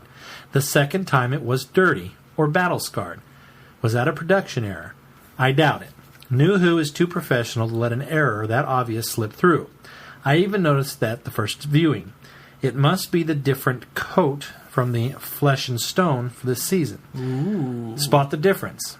Anyway, thanks. Keep up the awesome work. I enjoy every podcast and vacation itinerary. Take care. Daryl Christians. Daryl. I thought I must not have noticed that it was a fresh coat of paint. I didn't notice either. The first time. When she went up the steps, that it was immaculate. I thought for sure that it was... Well, because my first thought was that it was ice encrusted from being up in the cloud, which I took for ice, but it was apparently the battle damage. So, I don't know. Despite 3 viewings, I guess I'll have to go back and look for it again. Oh, darn. We're going to have to watch the Snowman. Yeah, watch the Snowman again. But if it is the different coat, I like that. I think that's really cool. Yeah. But then what damaged it? We're going to find out. I don't think we will. I think it was a production error. If, in fact, that is immaculate when she walks up the first time, the second time is battle damaged, I think it was just a production error there. I think that's what everyone. I think that was that's the first shot. That first shot is a far off shot, and you don't see much of it when she first gets up there, and then you just see the door in that one shot. That the second shot when she's up there. I think it's just the way that it was shot. Well, because she runs all the way around it the first time. No, the second time. No, it's the first time. First time she does too. Oh, that's right. Because she's high. That's right. Knocks on the door and then hides. So she goes all the way around it. But we don't see every side of it as she goes around. No, that's true. That's what I mean, we see it from the top. It's that one. Yeah, it's that one shot from the front, and then that over overhead shot. That was the other thing that I thought was really genius about that episode that I didn't get to bring up on the podcast was that particular sequence, because we get this He says he didn't get to bring these things up, like we said, oh, I'm No, sorry, I you didn't- get to say I no didn't more. get to bring it up because I forgot. I forgot to bring it up. All right. I had my notes and I forgot them at home. But we get that tease. All right, you're done talking. It's a very Now. long tease where we go up the staircase and we're up in the cloud and there's the TARDIS and she knocks on the door and everybody's expecting this is going to be that moment where we're going to get the bigger on the inside and she's going to see it and we're off and running. And we don't. Yeah. That he spooks her and she runs around and then goes back down. So we don't even get it. It's like, oh. I mean, he had us all hyped up for, and then it wasn't there. I agree. I thought it was really cool. Because then when the moment comes, it's in the middle of this, you're being chased, and do you really want to have a conversation now? Well, we can't have a conversation when we're horribly dead. I mean, so it worked. It worked. It was great. Thanks for writing, Daryl. Yes. Even though you're from St. Louis. We look Twice. forward to look into it. Next up is Dr. Phil. He sent in some links so people can listen to Well-Tempered Schism audio. Schism? Schism. Schism. Schism. The Well-Tempered Schism, who we have to have on the schedule at some point. Schism? And some YouTube links so you can watch their performances. And some pictures. And they even... Dr. Phil, I think, personally did a remix because it's the... it's called a Cerna remix. A metal remix of I Am the Doctor. Which is pretty cool. He says, P.S. I was hoping to do a metal remix for your Traveling the Vortex. At some point, need to find the best drum moves to be convincing. A metal version Of our 8-bit 8-bit. version.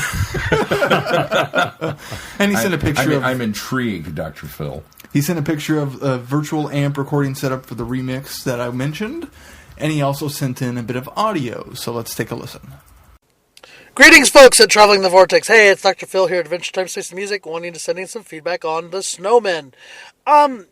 Jury's out for me about what I think about the new theme, but the new title sequence is a great retro nod to 70s Doctor Who, both Pertwee and Early Baker, so I kind of appreciate that a great deal.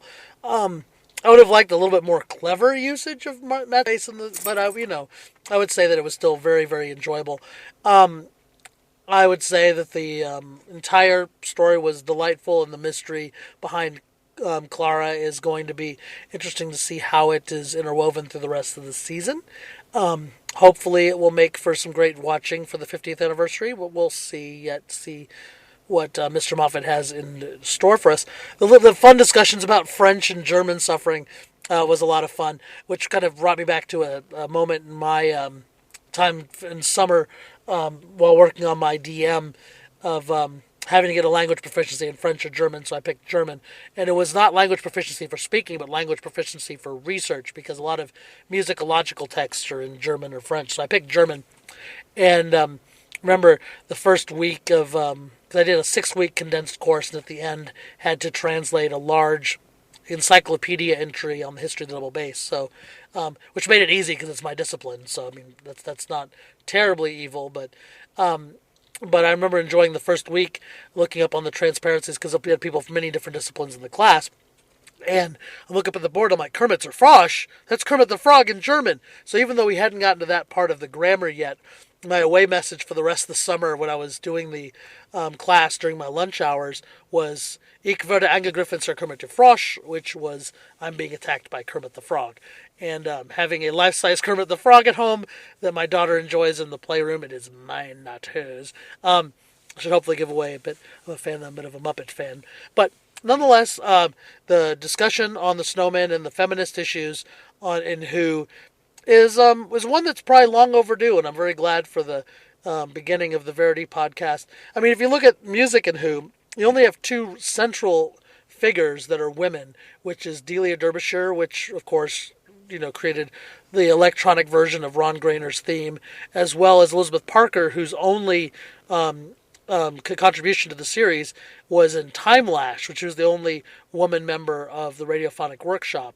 And considering the fact that she declined to be interviewed for my show, and I kind of speaks to the fact of how much discrimination she faced when she was working in the BBC, kind of is a good signal of how far we have yet to go as a culture. So nonetheless, I think her score for Time Lash is actually quite excellent. The opinions about the story are quite varied, but we'll leave it at that. But keep up the great work, and we'll hopefully include some extra goodies in my email when I get the chance to send it. So keep up the great work, guys. Take care, and Happy New Year. Bye-bye. Thanks for sending that in, Dr. Phil.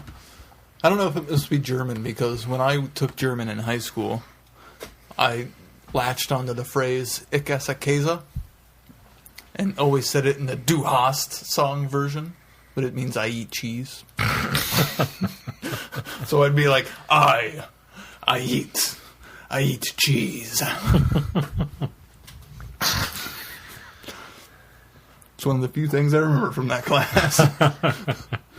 But maybe if you're ever in a German-speaking country, it will come back and you can order cheese at a restaurant. Well, I can definitely order cheese.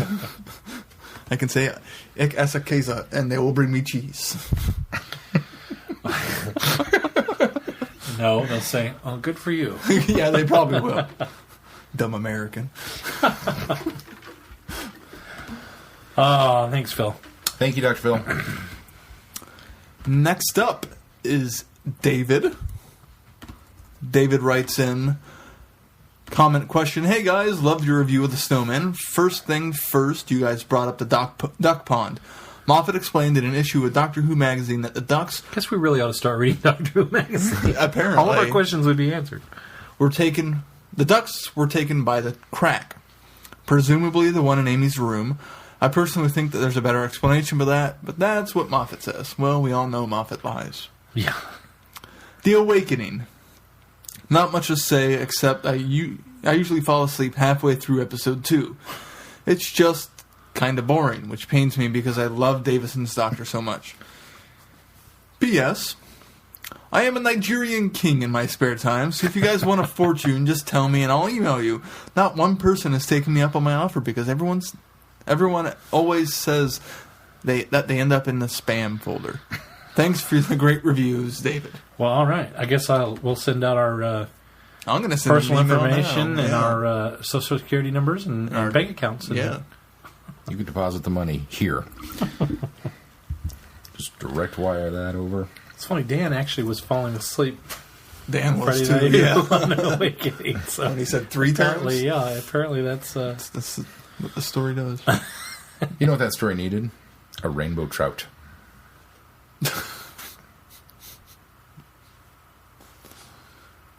The Awakening needed it, like the Visitation. There was a rainbow trout. Oh.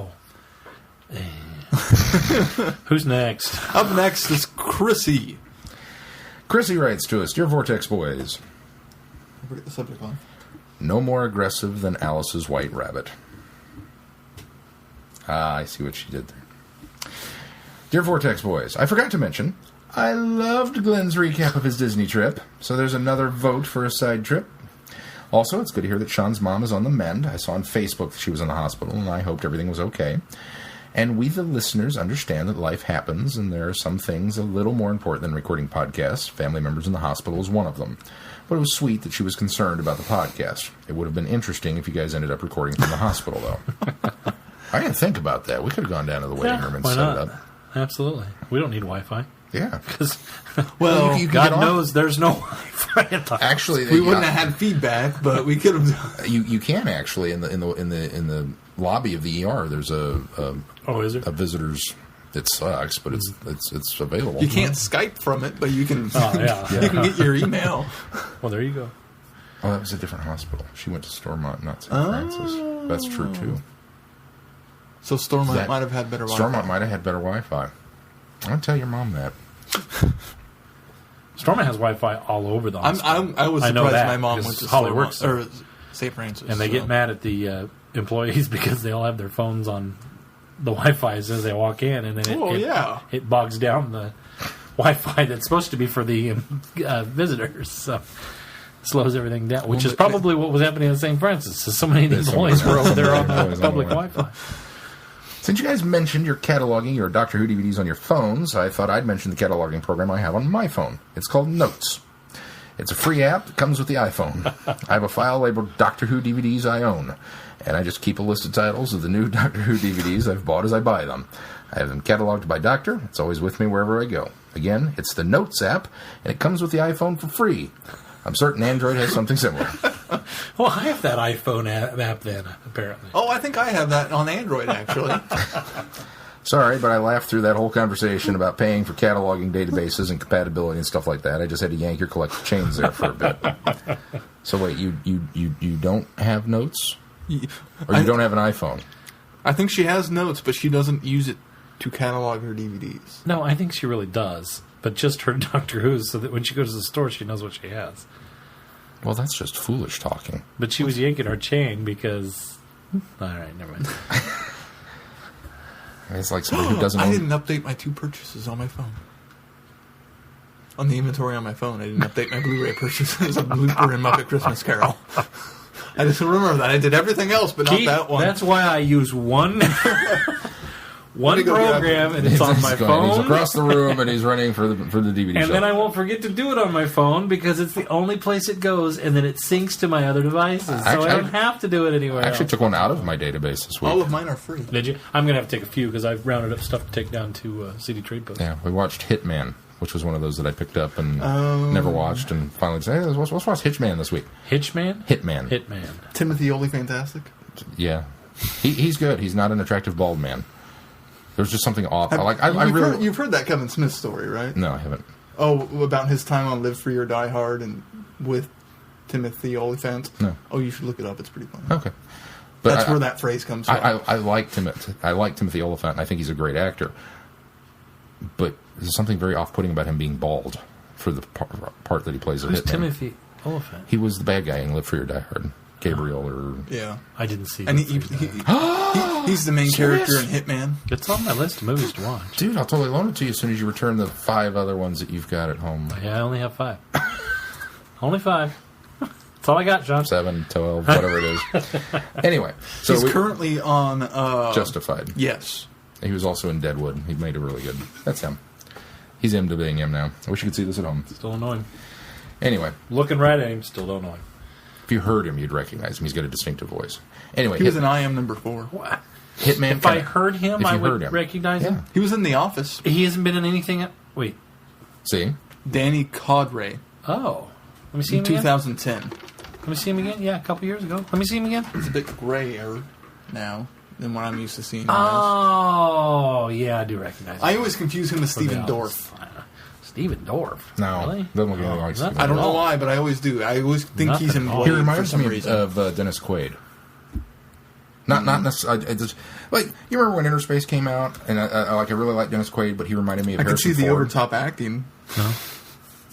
Did he remind you of I Harrison remember Ford? when it came out, he did not remind me. He didn't remind you? No, Dennis Quaid has always reminded me of Harrison Ford. Well, Timothy Olyphant has always reminded me of Dennis Quaid.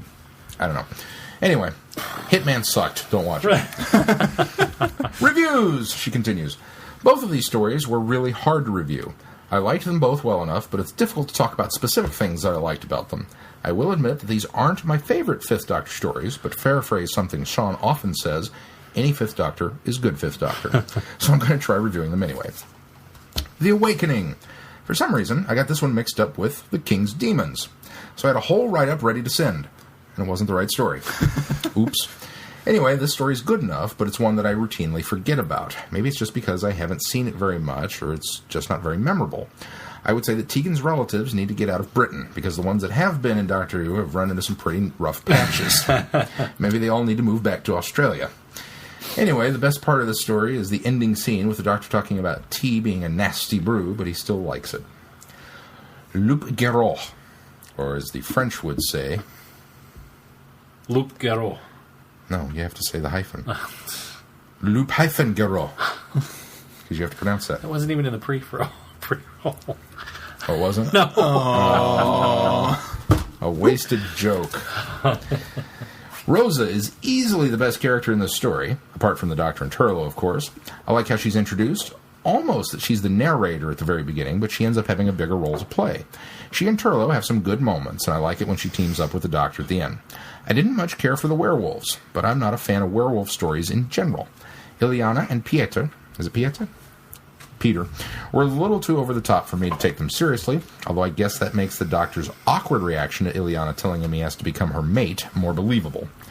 If I had someone that clingy trying to marry me, Ugh. And the Fifth Doctor always tries to be a good sport about these things, but this is one instance where he was probably relieved that she became the spirit of the forest. Or whatever that was. That's it for me, Chrissy. P.S. Glenn's coming to Gallifrey! Hooray! I've had my plane tickets bought for months. Can't wait. Thanks for rubbing that in, Chrissy. Yeah. For the one It might that's just not be going. me and you, Chrissy. Shaun and Mel don't get their plane tickets then. I'm biding my time.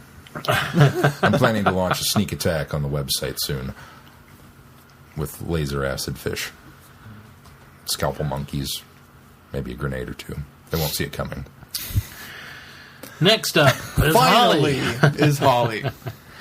She writes, "Hey guys, this was an interesting story for a two-parter. The Doctor, Turlough, and the Doctor, Turlough, and Tegan going to see her grandfather and walk right smack dab in the middle of some War Games reenactments.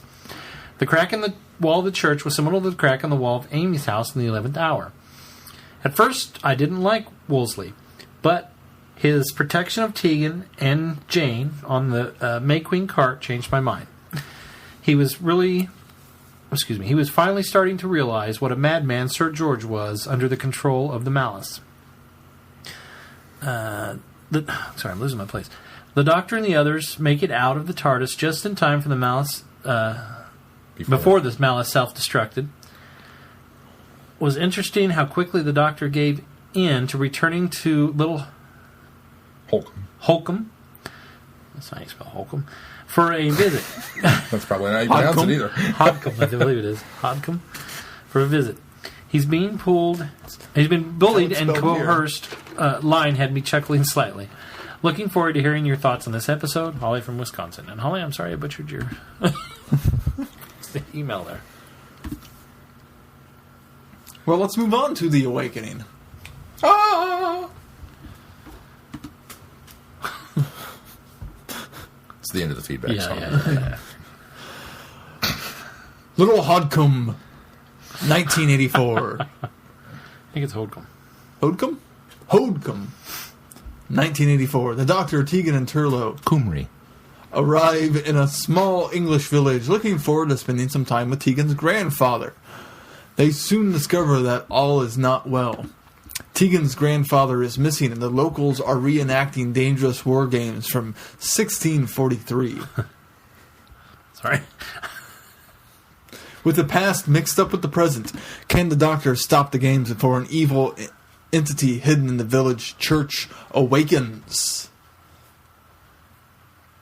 No. He won't be able to. The DVD cover tells me that. Oh, there's an evil awakening in the church. The title And is the called title, The Awakening. The Awakening. Giant stone malice. Okay, so I didn't hate this story. It's an I okay didn't hate story. this story either. The best thing about this story is that it's not stretched out into 4. I think this... I don't know if that's the best thing about the story, but it was a bonus. It would have been so much drier and so much harder to get through.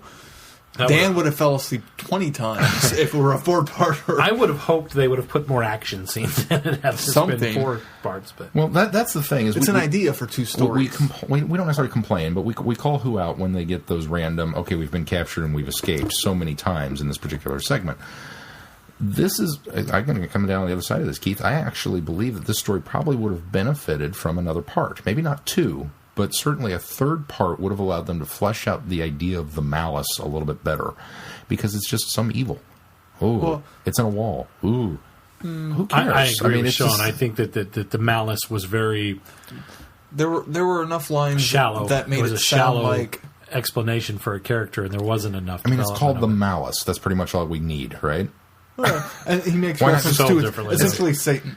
Well, yeah, He says that's it's like the Satan. 5th element. It's We're the going to devil. call it the evil. But what is it? It's Yeah, evil. yeah. Okay. Now, it was a little better realized in 5th element, but I mean, Well, it just... the Doctor calls it everything but Satan, but that's what implied. That's Yeah. what's implied. Yeah.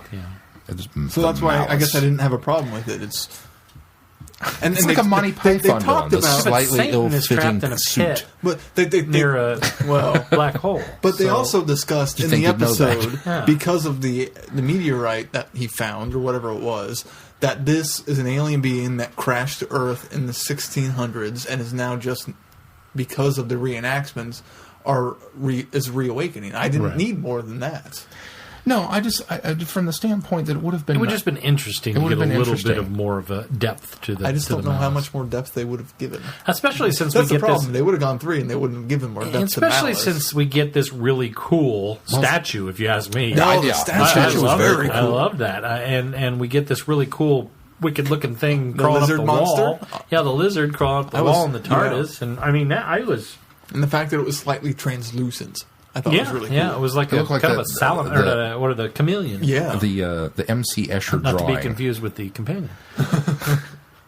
The M.C. Escher drawing, where he's drawn the geckos crawling in and out of the pit, it looked like one of that. Because even the way that it was translucent, it looked like it was an M.C. Escher, which is interesting because we'll get to that later, or in the Fifth Doctor's timeline sooner. Or sooner, yes. in the one you can't say. Right. Yeah. Castrovalva.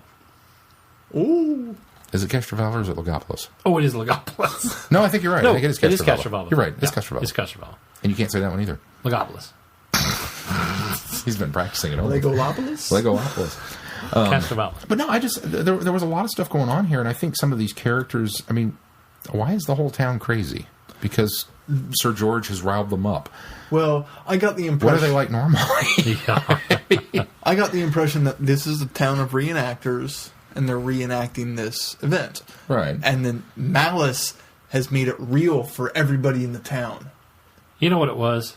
It was Malice's... In the 1970s, there was a rumor going around that with this brand new role-playing game called Dungeons and Dragons, that kids were getting so wrapped up in the roles that they were actually acting out their actual characters and becoming their characters, and they were so messed up and being influenced by Satan that they were getting so involved in this role-playing. Oh. This is exactly what this was. This was Satan controlling these cosplayers. Now I wish we had watched the documentary, because I'll bet you're right. I bet that's totally what somebody read a newspaper article of something happening in America on a college campus, and they went, yeah, we could do a Doctor Who story about that. And you guys seen Mazes and Monsters, haven't else. you? With Tom Hanks, and he's the dungeon master for a role playing game, and he actually he has like a psychosis issue, but he's this dungeon master, and he suddenly starts to take on the character that he's playing and going around and killing people. Oh, it's a fantastic movie if you've never seen it. I remember hearing about the articles of people. Yeah, but that was based on those Dungeons and Dragons myths was what you pointed rumors. at for violence before video games came around. Yeah, exactly. No, Before the violent video games Yeah, came around. yeah. Video games were around. They at that just point. were 8-bit and... Well, then it was movies before the violent Or video 6-bit, games. rather. Well, yeah. Movies and then video games. People watch Doctor Who, and there's too much violence in it, so we have to... Okay, I don't know. White House. There was a lot of cool stuff that could have happened in this, but then it just kind of... It didn't really do it. Yeah. Like Turlo. I loved Turlo in this. I've come to the conclusion that Turlo is one of my favorite underrated companions. Putting the two of these together, I think, really kind of helped solidify that for me, because I really liked him in both of these stories. I would agree. But, he gets marched off to the jail, and he gets locked up with her grandfather. Now, Tegan's from Australia, so why her whole family lives in Britain, I don't know. We're not going to cover that, but that's okay. So he's Tegan's just lives in Australia, perhaps, because she doesn't even have much of an Australian accent. I get the impression she's maybe she's just stationed there because of their job, being on the or worst places to live. I guess. Sure. Oh, yeah. I mean, at Christmas it's hot, summertime. I mean, hell, she could be from St. Louis. She certainly has that Midwest accent. Yeah. She's got the attitude. She must be from Iowa. We'll be talking musical theater earlier. That still works. Iowa. Anyway. But, he gets locked in the jail cell. And it's just like, oh, what are we going to do? Are there any guards out there? Nobody answered. We must be able to bust down the door and get out. It's like... And it's moments like that and other small moments that remind you that he's not from Earth. Even though, from what I've seen, I have no reason for that explanation other than the Black Guardian trilogy. Yeah. Well, and that's really all you get is just He's just not. he's He's just not human. He's not from around here. It's addressed one more time in Planet Fire, I think. Or, Is it? That's one I haven't seen. I think it's addressed did they one more finally time address where he before comes from? leaves.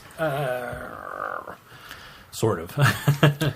But just the practicality. That's always been sort of a mystery, but they solidify some things at that point. This is If I remember right. This just for me was kind of an attempt to let's make Turlough the man of action that Ian used to be. Is there anybody out there? No. Let's bust down the door. The practicality of that. Now this other guy is a professor. He's a learned man. Never occurred to him to try and bust out of the place. Yeah, but he was old. Yeah, but still, He didn't look that old. Well, you could have. he might have broke a shoulder if he tried to bust out of that. Which I was impressed by the. That was actually what's his real name? Turlough's real name. That was really Mark Strickland. It was actually Strickland breaking through that door. I was more than impressed by that. Who's going to be at Galley? Yeah, that's right. Yeah. But I'm glad we're doing a lot of Turlough lead up because I'm getting really excited about meeting him. Well, I mean, I don't know. The scientist, the professor guy, shouldn't he have been able to, take the door off the hinges or something? He could have come up with something sciencey to get out of that room once Apparently he realized he there was was just a nobody out there. history But he just, professor. they locked me in a room. I guess I'll sit here quietly and wait for Right. some redheaded kid to bust me out of here. And then the doctor, who was the transplant, the poor kid that came through and didn't know what year it was. I don't remember his name, but that seemed a little weird to Well, me. and he's lost, and the doctor's completely blowing his mind by showing him gravestones to try and convince him.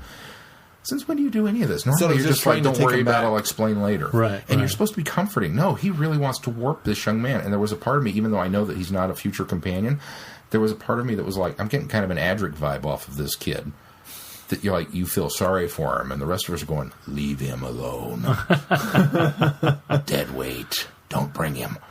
Where are you going with this? It almost seems I like didn't he get knew that for some this kid wasn't gonna get to go back to his actual time. It felt It's like he couldn't he's stuck return him here. or something. He's stuck. Never mind my time machine.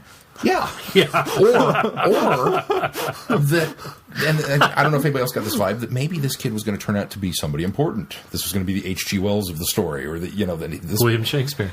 this kid has to go back, and we never got it because there was no third part. I mean, I don't know. There was a lot of little things that kind of were like, well, okay. Now, the Civil War reenactment. Or whatever. What? That's what we kept calling it. Civil War Friday Night reenactment. A whole town of people. They're were like the Civil War reenactors. It was a middle-age reenactment. yeah, whatever. Middle-age Because we're celebrating the horrible atrocities that were committed at this time, and that's a good thing to party about. I like the one woman's response who refused. Yeah, because that's a great thing to remember. Yeah. Right. She was fantastic in the entire She thing. was. She Even when she's like, okay, I'll give you, for the sake of argument, I'll believe that this is really from another planet. I loved her. I thought she was a great character. Props to the BBC's costume department for giving us these fantastic Civil War costumes. It wasn't the Civil War. That's what I'm going to refer to it as.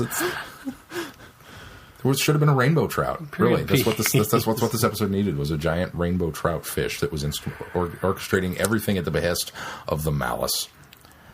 I don't know. It just kind of, like I said, it wasn't a horrible story. The story and the ideas presented are fantastic. I really like this idea that there's something making people actually believe they're in 1600 and actually living out these war games. Yeah, and then utilizing that energy in order to manifest. And it's an interesting twist from the standpoint that very, very easily this could have been a historically set piece, that they did land in 16-something trying to get to visit Tegan's grandfather, and that this thing has crashed here and is causing all this mayhem. Well, But and Tegan's even chiding the doctor. No, at the first. Yeah. You got it wrong again. Yeah. Wrong century. But something in it, I can't place my finger on it. The execution just doesn't quite live up to the ideas and story. Yeah. Yeah. I can't pinpoint one specific thing or even a number of things. It's just stale and slow. And I feel bad because, once again, I mean, Peter Davison's phenomenal. I loved the Doctor in the story. He had some great moments, some great The Doctor lines. and Turlough were great. Tegan.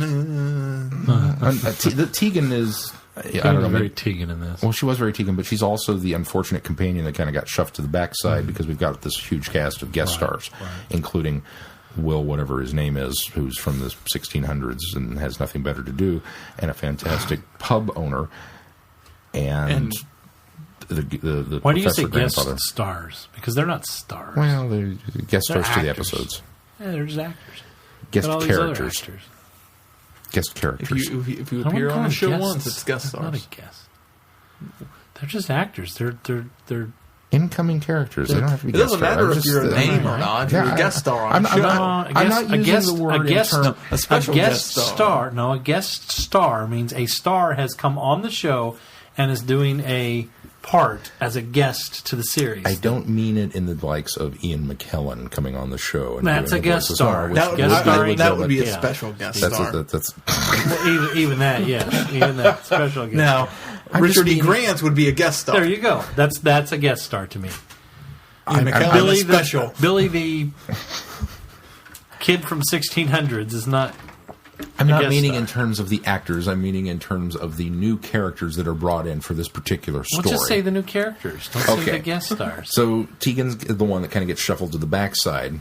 You can call me King Glenn if you'd like. I mean, it's not what my title is, but I mean, I guess if you're just going to throw stuff out there. You're a guest star on this show. But we keep inviting you back. So My you're friend, I'm a, awesome, and I recurring am the character. star. You are a repeat guest star of this A show. recurring character. But yeah, which is interesting because it's Tegan's grandfather. She should have been kind of at the forefront, but she wasn't. She really wasn't given much to do. Yeah. She ran. Except she for, screamed a few and she times. kept bringing up the fact that they needed to find her grandfather. Yeah. Many times. And then she didn't. brought that fact up. Well, Pretty much fail all the way around, Tegan. Turlo eventually did. Well, yeah, he's the one that did it. That's just it. On accident. On accident, because he got locked up with the guy. But, you know, there should have been this driving force of, let's go find my grandfather. And then she goes off and does it. No. We're going to go be the May Queen of whatever this Yeah. is. Yeah, that was a bit weird. What? And then the outfit she changed into, as if the paint splatter dress wasn't bad enough. Paint This- splatter dress is so totally 80s, though. Yeah. I Yeah, really it's love that totally dress. 80s. I love that dress. Totally I really, 80s. Tegan. The 1600 outfit does not look good on her.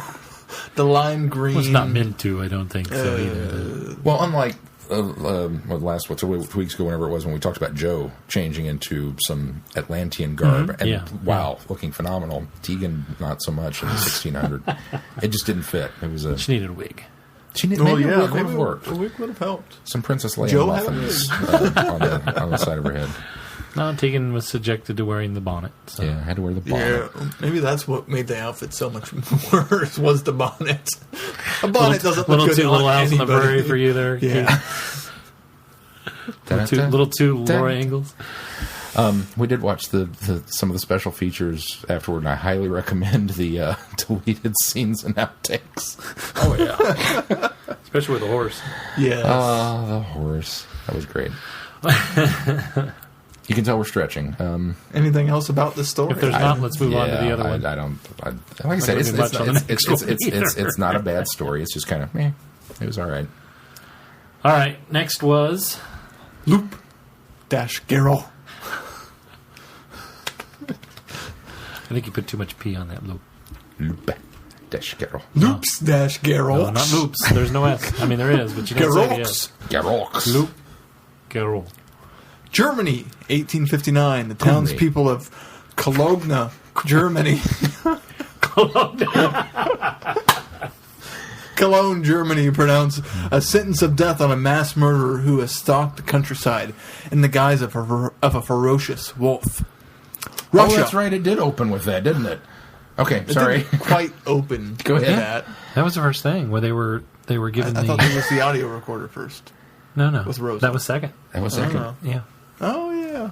Okay. I listened to the beginning of this like 2 weeks ago, and I finished it tonight. So There was a big gap. I in forgot that was how it opened. Oh, yeah. You're right. Okay, sorry. Go ahead. Russia, 1812. Retreating from Napoleon's invading forces, a merchant's daughter is rescued from bandits by a handsome partisan with a ravenous appetite. Brazil, 2080. The Doctor and Turlo arrive for the Rio de Janeiro Carnival. Carnival. Oh, nobody ever said Carnival. They kept calling it Carnival. Yeah, it did. That's very Midwest of you. Is wealthy Harris Elena dos Santos all that she seems? Harris? He Harris? did. I wasn't going to call him out. Eris? Eris. Eris. The H is silent. What sinister ailment afflicts her invalid son, tended by the invalid son?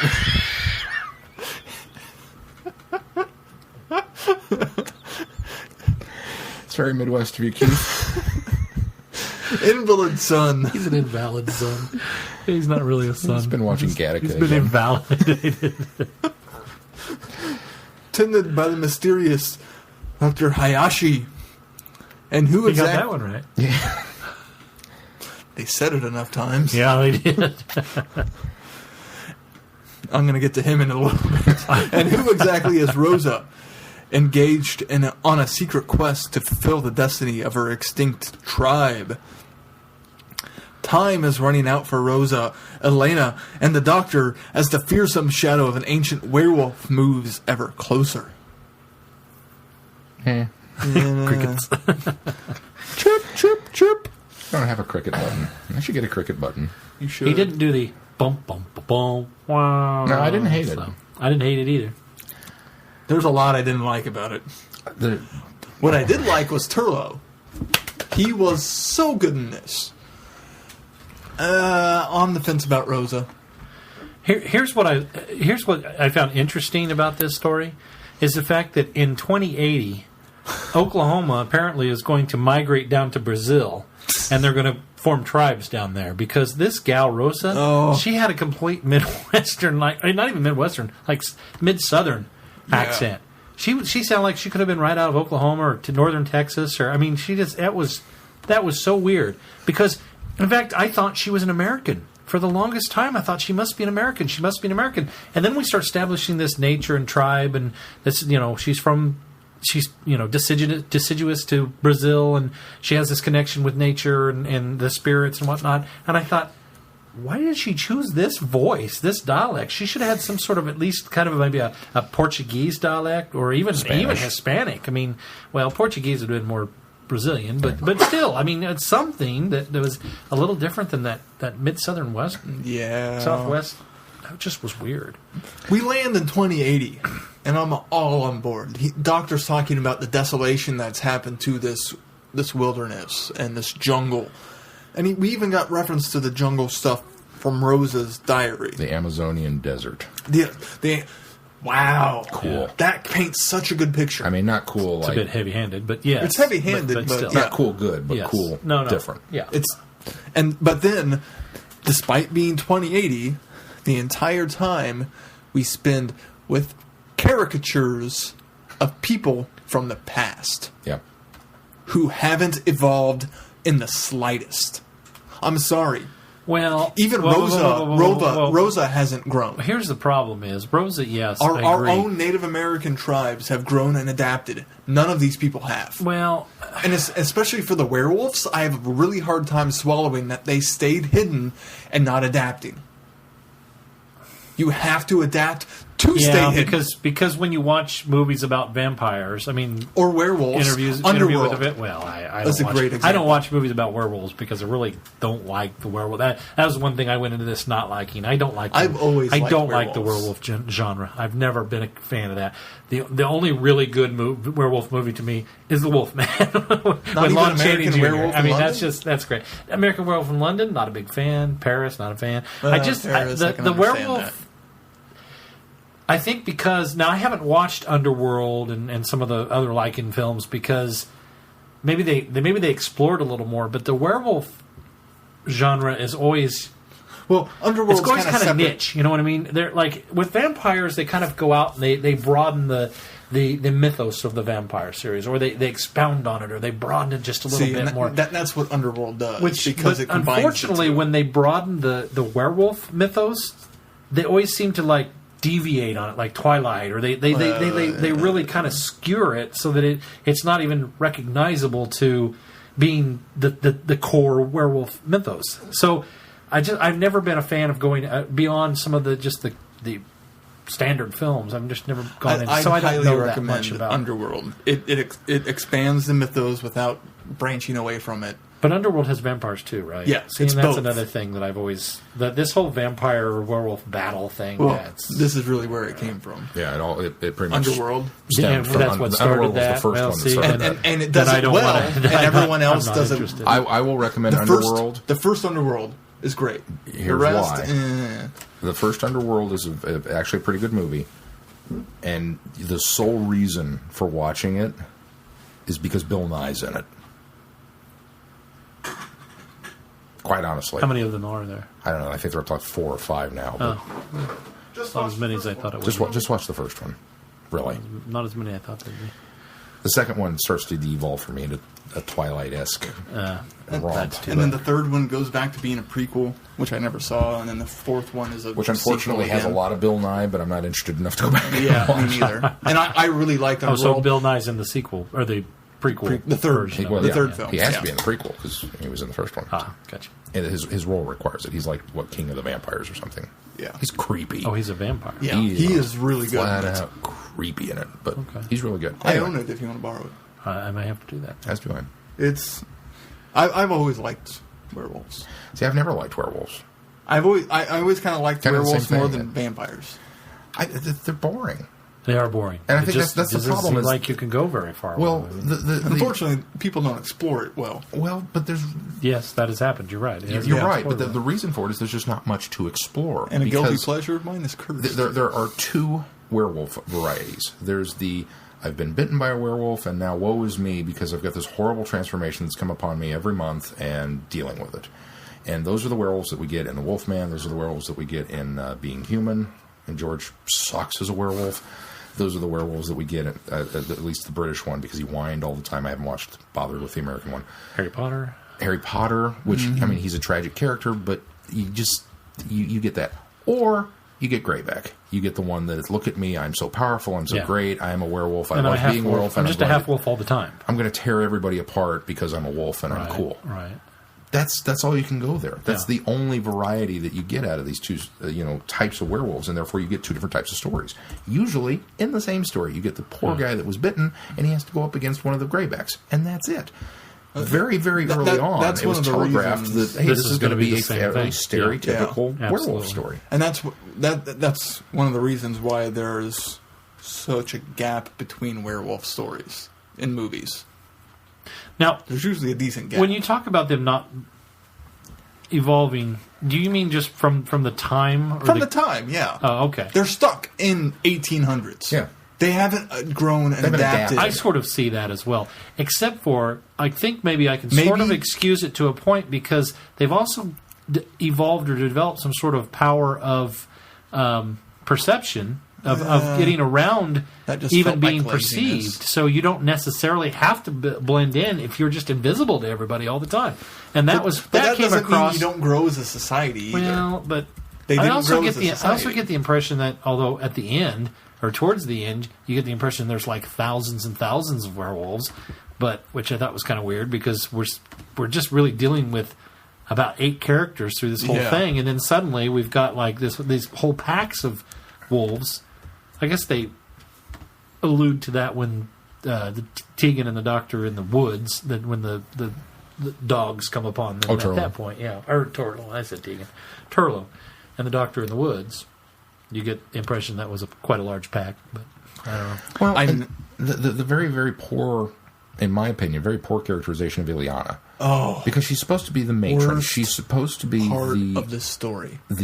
she's the head werewolf. She is in charge of the clan. She only does 2 things: whines about her son, and swoons over the Doctor. Well, I don't That's know. the- She was a little deeper than that. Not much. Not much. And for being the Like a head of the centimeter. clan, never once put her foot down. Yeah, that was my problem Or with it. thought Well, she of the waffled clan a lot. first. She waffled a lot because she would get to a point where you thought, okay, this is where she's going to. She's starting to get authoritarian. She's getting ready to really put her foot down, put her paw down, and but then she doesn't. She'll like fall back and oh my gosh, Victor's hurt, or was it Victor? Yeah, that it her was son's name? Victor. Yeah. Victor's hurt. Oh, God, I'm so don't tired hurt of hearing about don't Victor. Hurt Victor. Yeah, I think Victor can take care of himself. He ate the. Well, no, I guess it ended up being the other guy ate the assistant, but Hariyoshi or whatever it was. Juno. Juno. It was Juno. Yeah. Yeah, she just never. I mean, quite honestly, they're apples and oranges. But if this were a vampire clan that she was the head of, and she was this wishy-washy, they'd have offed her. Oh yeah, she'd been gone a long time ago. There's no doubt in my mind. So maybe werewolf, lycanthropy is a little different. And the fact that everyone was trying to get with her, yeah, that obviously. You have to be with her in order to be in charge. Because she's apparently the beef magnet of Brazil. Apparently. And if you don't want to be eaten by a werewolf, make sure that the what's her name is paying you. Yeah. Apparently that's a law. That's a big. If you're in her employ, you can't eat them. You can't eat her. Can't eat them. Even though she wouldn't stop you if you did. Right, exactly. Because she has no real power and doesn't do anything about it. There's just a lot here that... Now, Hayashi. Hang on. Okay. Hayashi. I admire the Doctor for not... There are a couple things that I did like about the story. One, I loved the fact that it was set in the future. Because it would have been very easy to do this story as a period piece. And they didn't. Even though it might as well have been. But that's the problem. They failed doing it as a future piece because... the entire time feels like you're in the past. Because these characters haven't adapted to be in the 20th century. It lends to the hook at the end. The fact that we've got monorails and we've got hover cars that don't hover and we've got all this messages kind of stuff. That are all digital. It felt like two ideas smashed together. Well, but it works for the ending when he takes him up in the TARDIS and he's away from the Earth all of a sudden and he loses his power, which we'll get into that later. Yeah. But, they talked about that earlier on. Yeah, but again, why? That's why they drove in cars instead of using the... Because, it didn't need to be future. No, but like I said... Other than to set up this plot with Rosa. Because the forest is gone. Yeah, but that's also... I mean, don't get me wrong. It's the resolution. I love the Indian... And I'm using that term very generically, so I apologize if it's inappropriate. But I love the native feel to it. I'm fascinated by stories, even... I despised Land of the Dead. Is it Land of the Dead? The Fifth Doctor one that was up in Alaska? Oh, yeah. Even though I despised Land of the Dead, I enjoyed the Eskimo and the spirit nature parts of it because I'm intrigued by that. I think indigenous peoples around the world, but specifically the Native Americans here and elsewhere around the world that are indigenous to their cultures. That's a very tribes in Brazil or in South America. It's one of the things that I took away from anthropology class this semester was just I'm fascinated with this tide idea of Mother Earth and being a part of a bigger universe, and they accept that. I mean, I'm really into that. I think it's cool. It's interesting, but any I've met in my day-to-day life. Just as modern as everyone else. Well, that's just it. That's the problem. Yeah. If it were set in that time period, I would have no problem swallowing it. But in 2080, even further in the future, that's the difference. The Indian that we're introduced to in Land of the Dead is an assimilated one. He's familiar with the culture, but that's it. Whereas Rosa's a little more steeped in what's going on, so she's not, she didn't move to the city with everybody else. But she's still using the video recorder, the right? She's she has a computer. She has some of that stuff. So she's one of the few that's adapted, but is still steeped in her traditions. And so I thought that was interesting. Now there's still problems there, but those were elements that I liked. Like I said, I love the fact that we're trying to do something a little different because they could have set this anywhere. Yeah, and it very easily could have been an 18-something story. And we'd have been stuck with, it would have been the Wolfman. Mm-hmm. And there were parts of it that very much sounded like, what was the one with the thing in the forest? In the Germany, in the Black Woods, and there's a monster out there, and you know what I'm talking about. I can't think of the name of it now. But it could have been that one again. And it's like, putting it in Rio, first of all, which is not a location we would have ever gone to. Okay, cool. And the fact that it is in the future, okay, cool, because it gave it just a little bit of a different spin. But you're 100% right, Keith, that all of these characters fell back into this caricaturous role as if they were doing an Agatha Christie murder on the train mystery, and it's just kind of the Doctor might as well pick them up in their actual time periods and brought them forward. Yeah, I mean, realistically. And set them in this place, and that's aside from some of their interactions with the hover train and cars. That's exactly how they acted the entire time. Now, I did like the fact that the Doctor did not immediately come down on, they must be destroyed. These are monsters. These are evil. These are blah, blah, blah. I like the fact that he was the champion of the... I like that, too. Yeah. Well, the Doctor, the other guy, what was his name? Hayashi. I mean, he's the one that feels like he needs to eradicate the species by changing the DNA and quote-unquote, curing them. And the Doctor's... He's like the guy that thinks he can cure mutantism. Right. You know? The Doctor calls him out on that. So I thought that was really, really kind of cool. After I got past his voice, sounding like Newt Gunray... He did sound like Newt Gunray, now that you say that. Didn't he? I was just going to... He sounded like a caricature of an Asian. Well, see, I was just going to compliment Big Finish, because this is, at least to my spotty memory, this is the first Asian character that's had this big a role in one of the ones that we've listened to. And traditionally, for the ones that we've heard, Big Finish has a tendency to shy away from doing anything that's not English or I don't bad think American. that was stereotypical Asian at all. I thought he was very good. I thought it was very... I thought it was the guy depth. came across as being Asian. And that was my first thought was, it's real easy to go to that, you know... R's as L's and no, I didn't hear Newt Gunray because the problem with Newt Gunray is it's an Asian voice coming out of an alien head. That's what's wrong there. It's not a stereotyped Asian sound. It's not. I mean, Lucas took the idea of it being a Japanese general. Okay, yeah, was the idea, but it's not a stereotyped Asian. Oh my God! It's not stereotyped Asian. It's an Asian sound coming out of. That's a very good point. Here's the point, sounded though. more stereotyped than this. Yeah, in this, it wasn't that stereotype. It wasn't. Do you know why he sounds stereotyped? Do you know who this guy is? Burt Kwok. I looked him up.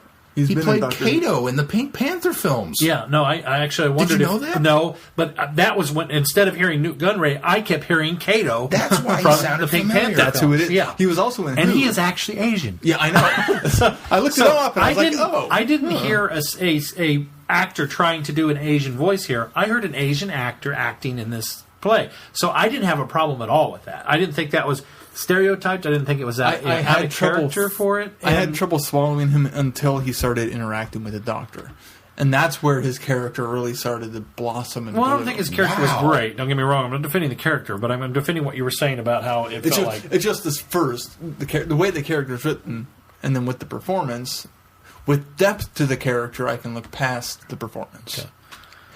No, I was gonna because like I said, Big Finish are the ones we've listened to. They tend to shy away from doing anything outside the box. And I think he is British, by the way. I mean, he's English-born.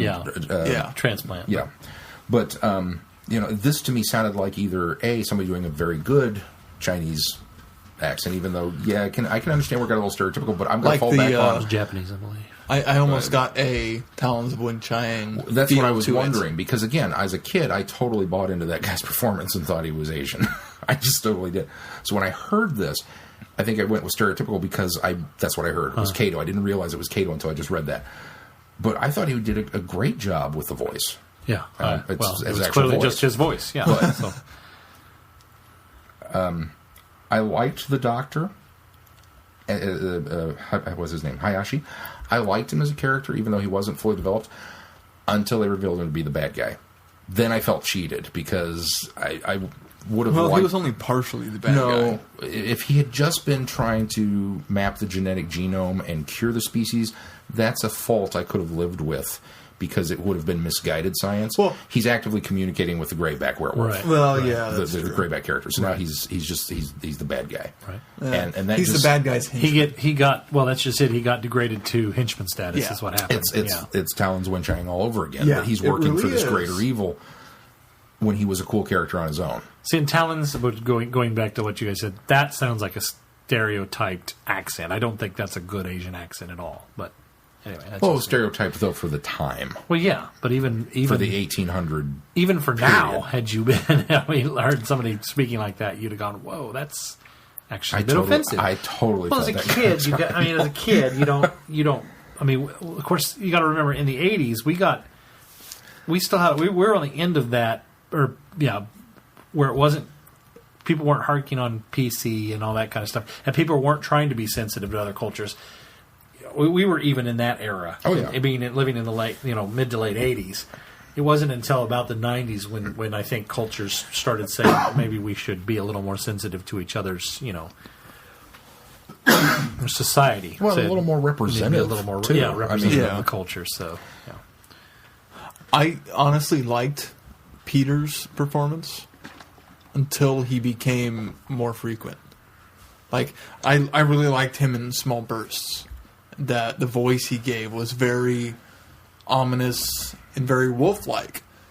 And then once him and the Doctor face off, it's like, oh, really? Well, You're not. He's just not. He sort of got putting what it- lazy. Yeah, but I got the stopped impression putting into that throughout the course of this, he was being very wolf-like, and then when he got back towards the end, he was the one being more civil, while everybody else was kind of de-evolving into their wolf nature, I their guess I could see wolf-like that. nature. And I think that was a control thing. I think it was a power thing at first because he was playing to his strength as who he was, and then he was being manipulative and was playing to that strength later. So I guess maybe I was justifying the voice change, but I noticed it as well. I just preferred the previous.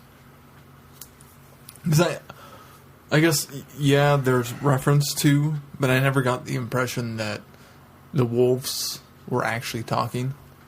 Like it was partial. I don't know, because sometimes, like at the end, when you get the impression that they're all in their wolf-like form, then you hear a few of them talk in their normal voice, and that seemed a little weird to me too. But when like Elena was starting to transform, She gets cliffhanger, and then she starts going rah, rah, rah, rah. Which I was fine with that. I was fine with that because But then she later, was going into wolf. you've got wolves that are using their normal It just voices. doesn't match up. That's what I'm saying. Is I think that Peter was kind of going the other direction, where he wasn't in his wolf-like state there towards the end. That he was less wolf-like, although. That maybe he was sort of kind of going back to that because it was the TARDIS. Then he started adding that more gruff voice again, reverting as well. to his natural reverting state, to his natural state, which is wolf instead of human. right? Yeah. And what exactly happened at the end, by the way? So we get in the TARDIS, we've gone up in space. It got a little metaphysical. We're away from Earth, there so was I lost discussion my connection to that- it. yeah. But then what happened to her? She apparently Ileana. had some sort of connection to nature, and she sent him to live in the woods in her head. No, that's Rosa. I what never happened to understood- Ileana? Apparently she went with him Ileana- because Did she go with him? Ileana, I honestly missed that part. That's what I missed as well. That Yeah. happened to Peter. Peter went to live in the wolves in the trees in her head. And Ileana would be affected the same way because she didn't want to fly. but was Ileana she in the wasn't in the I didn't think TARDIS, she was was in the she? TARDIS. She was. Apparently she Well, was. here's the thing. Because they I had that thought- conversation. I honestly thought missed. I Well, that's thought just she it. I thought she boarded the TARDIS as well. But then at the end, she's saying, she couldn't fly away. She couldn't go away. So it was like, I almost thought she realized that So it sounds like she's stuck based in the on what TARDIS. happened to Peter. But no, I got the impression she was also like, See, I got the impression she wasn't in the TARDIS, but somehow also wound up in the spirit yes, world. that's what happened to me. As And I so went, I'm lost. Wow, because I was both places because I was like at first I thought, oh, she's on the TARDIS, but then there's nothing happening. It's just the four of them talking, and so then I thought, okay, maybe she stayed behind, and then when they land, and then I know you're here, and that kind of thing. See, I got the impression because of that conversation where she was so weak being away from Earth that she couldn't do anything and she just became immobilized. Well, and see, Turlo couldn't. He didn't see her, but that's been a thing with perception all through. Right. Yeah, That's the what my thing. other thing is that when he first said, when the Doctor first acknowledged her, I thought, oh well, she's doing that thing where only because clearly the Doctor isn't duped, but Turlo is again because she is able to put forth this thing where they could control what they perceived, and so I thought that was the point. But then when Rosa starts explaining to Turlo what happened to her, is like, what? Where did I didn't get it either. Yeah, and then there's the whole they went to go live with the spirits in her head. in her head. What? Now we've crossed over that line. I'm okay with werewolves because, and the Doctor doesn't necessarily even. He's very adamant it's lycanthropy through the whole thing that that this is a genetic, Right. Issue. But now we've kind of crossed over into that metaphysical, spiritual thing. Where are we with the science aspects of this here? I don't know. We Are didn't you gonna manifest a cover- ghost, so I was okay with that. But I had a bit of issue with it as well. Yeah. This is one of those that, first of all, I think ran too long. Yeah, I it think was a you bit, very it was a bit It lazy. dragged. I think you very easily could have cut out both intros because it seemed like it took 20 minutes before We're the going to starters talk showed about up. it later anyway. I mean, we're going to talk Yeah. about those intros anyway and reveal that. It's almost like they wanted the explanation to be a payoff for those intros, but you didn't need Well, it those was almost intros. like a pre-title sequence, Yeah. but Big Finish always puts the title music right at the beginning, so Right. it doesn't work that way. I didn't need And which is always causes confusion for me. Yes. Because that same thing happened in, what was the Silurian one? Where Blood Tide. where we had that moment that was before, and then suddenly it's Yeah. another There's time abrupt period. change into a different time period. And there's no distinct difference between. There's no way to do that. I really honestly believe that you could cut all of that stuff out with the suitors at the beginning Oh, yes. and the head in the box. the head in the box and all of that. And I think the head in the box was needed just in the sense that that set up sort of a mystery, but it didn't need to be dragged out as much as it was. Well, and then you very easily could have opened with the Dr. and Turlo landing in Rio and just go from Yes. there. I've been kind fine of with thing, that. I've been fine with I've that. been fine with that. But then there was so much cloak and dagger over. The head in the box could have been your open. yeah. Could have been your start. It could have Because been you never the start of it. start with the Doctor and the Companion. Rarely do Rarely. they start with the Doctor and Companion. You always get some of what's going on here before they arrive. So that could have easily been that. And then when... The first 2 to 3 parts is worry over Victor and the whole issue with Victor. Then we drop the entire That's thing the thing is after the Doctor it's a bait and switch disconnects him. because we're trying to figure out what's wrong with Victor. What's wrong with Victor? There's a mystery with Victor. Victor's sick. Victor's sick. Victor's not really sick. He's not sick. He's a werewolf. He's a werewolf. Oh, and so's everybody in the carriage. I got it. Move on. I mean, Yeah. they kept The trying fact to that play they it kept- up like, ooh, there's a... No, there isn't. They're all we know. werewolves. Very early on, we know they're werewolves. Even before they admit that they're werewolves, we know that they're werewolves. Right. So, I mean, what is the thing here? Now, all harping aside, moments of the story that I really, really, really liked. You mentioned it earlier, Turlo. Turlo is fantastic in this story. Mark Strickton was a heck of a performance. And I think, once again, Peter Davidson is one of the best things in this story. I think he really sells the Fifth Doctor for me. Yeah. No, I agree. I love the bit with the dog whistle. Yep. Because even though they didn't come out and say it, it's K9's dog whistle. Totally buying into that.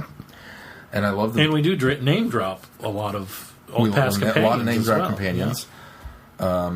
Which was kind of cool, and they're kind of playing with that. I loved the interplay between him and Turlo, specifically when they go to the parade, and the comments about what is she wearing, how is she keeping it up? Gravity. It's an interesting engineering feat. Right, right. He's totally The into Doctor's this. very talking about it, but also uncomfortable about it as well. Well, he's talking about it, and he's admiring the structure of this costume. Yes. And Turlo being Turlo is like, hey, look at that. Right. And then she comes over and is like, But the come dance Doctor's with me. admiring the structure of the costume because he's having Because to he's find. yes. He's very uncomfortable, Right. so he's having to find something to discuss. And then she with. comes over and asks him to dance, and it was like, ooh, Yeah. go, Doctor, go. He's like, no, I can't. I'm saving myself for Carnival. Just, Now, Another thing that I Christopher like. Eccleston's Doctor, he'd have gone out the he'd street have and been out danced. there dancing. Here's another thing that I liked is the fact that when Turlo was talking to Rosa and they're talking about her grandfather, and Turlo makes a comment that the Doctor says, and she says, "Oh, is that your grandfather?" And he says, "Well, you'd think so."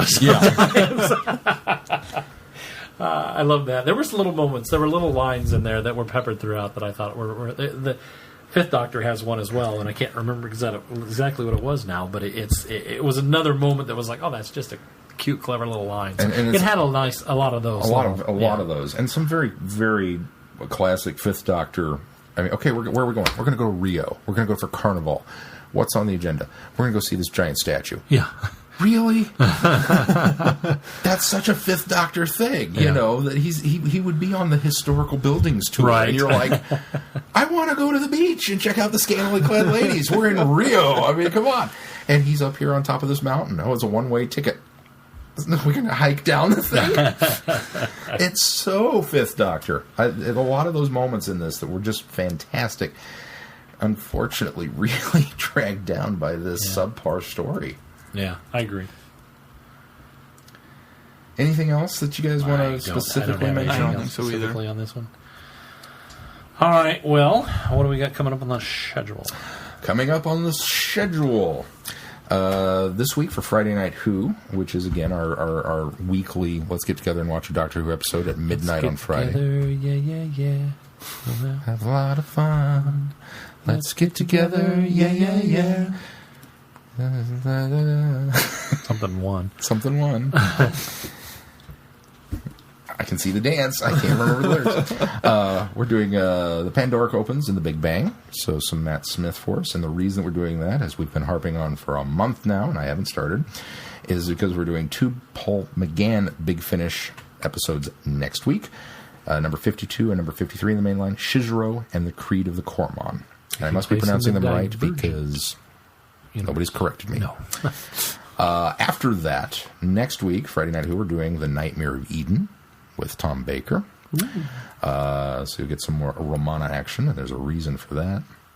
Our show number 108 will be our reviews of Nightmare of Eden, and Big Finish number 27, The One Doctor, because we're not quite ready to delve into the Tom Bakers yet, but it's coming.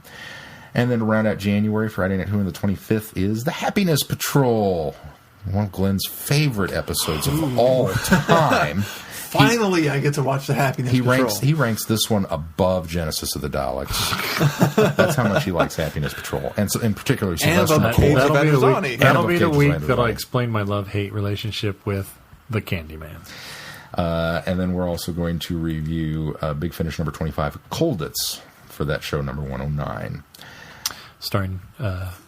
Guest starring David Tennant. Oh! He's in it. He plays one of the I don't doubt German officers. So that kind of rounds us out through January. And then I've got a gap in the schedule, actually. I've got it planned up through Galley, but there's a gap on the week of the 1st. I don't know what to do for the week of the 1st? February 1st. I don't know what to do that Friday. Well, we'll figure something out with Mike.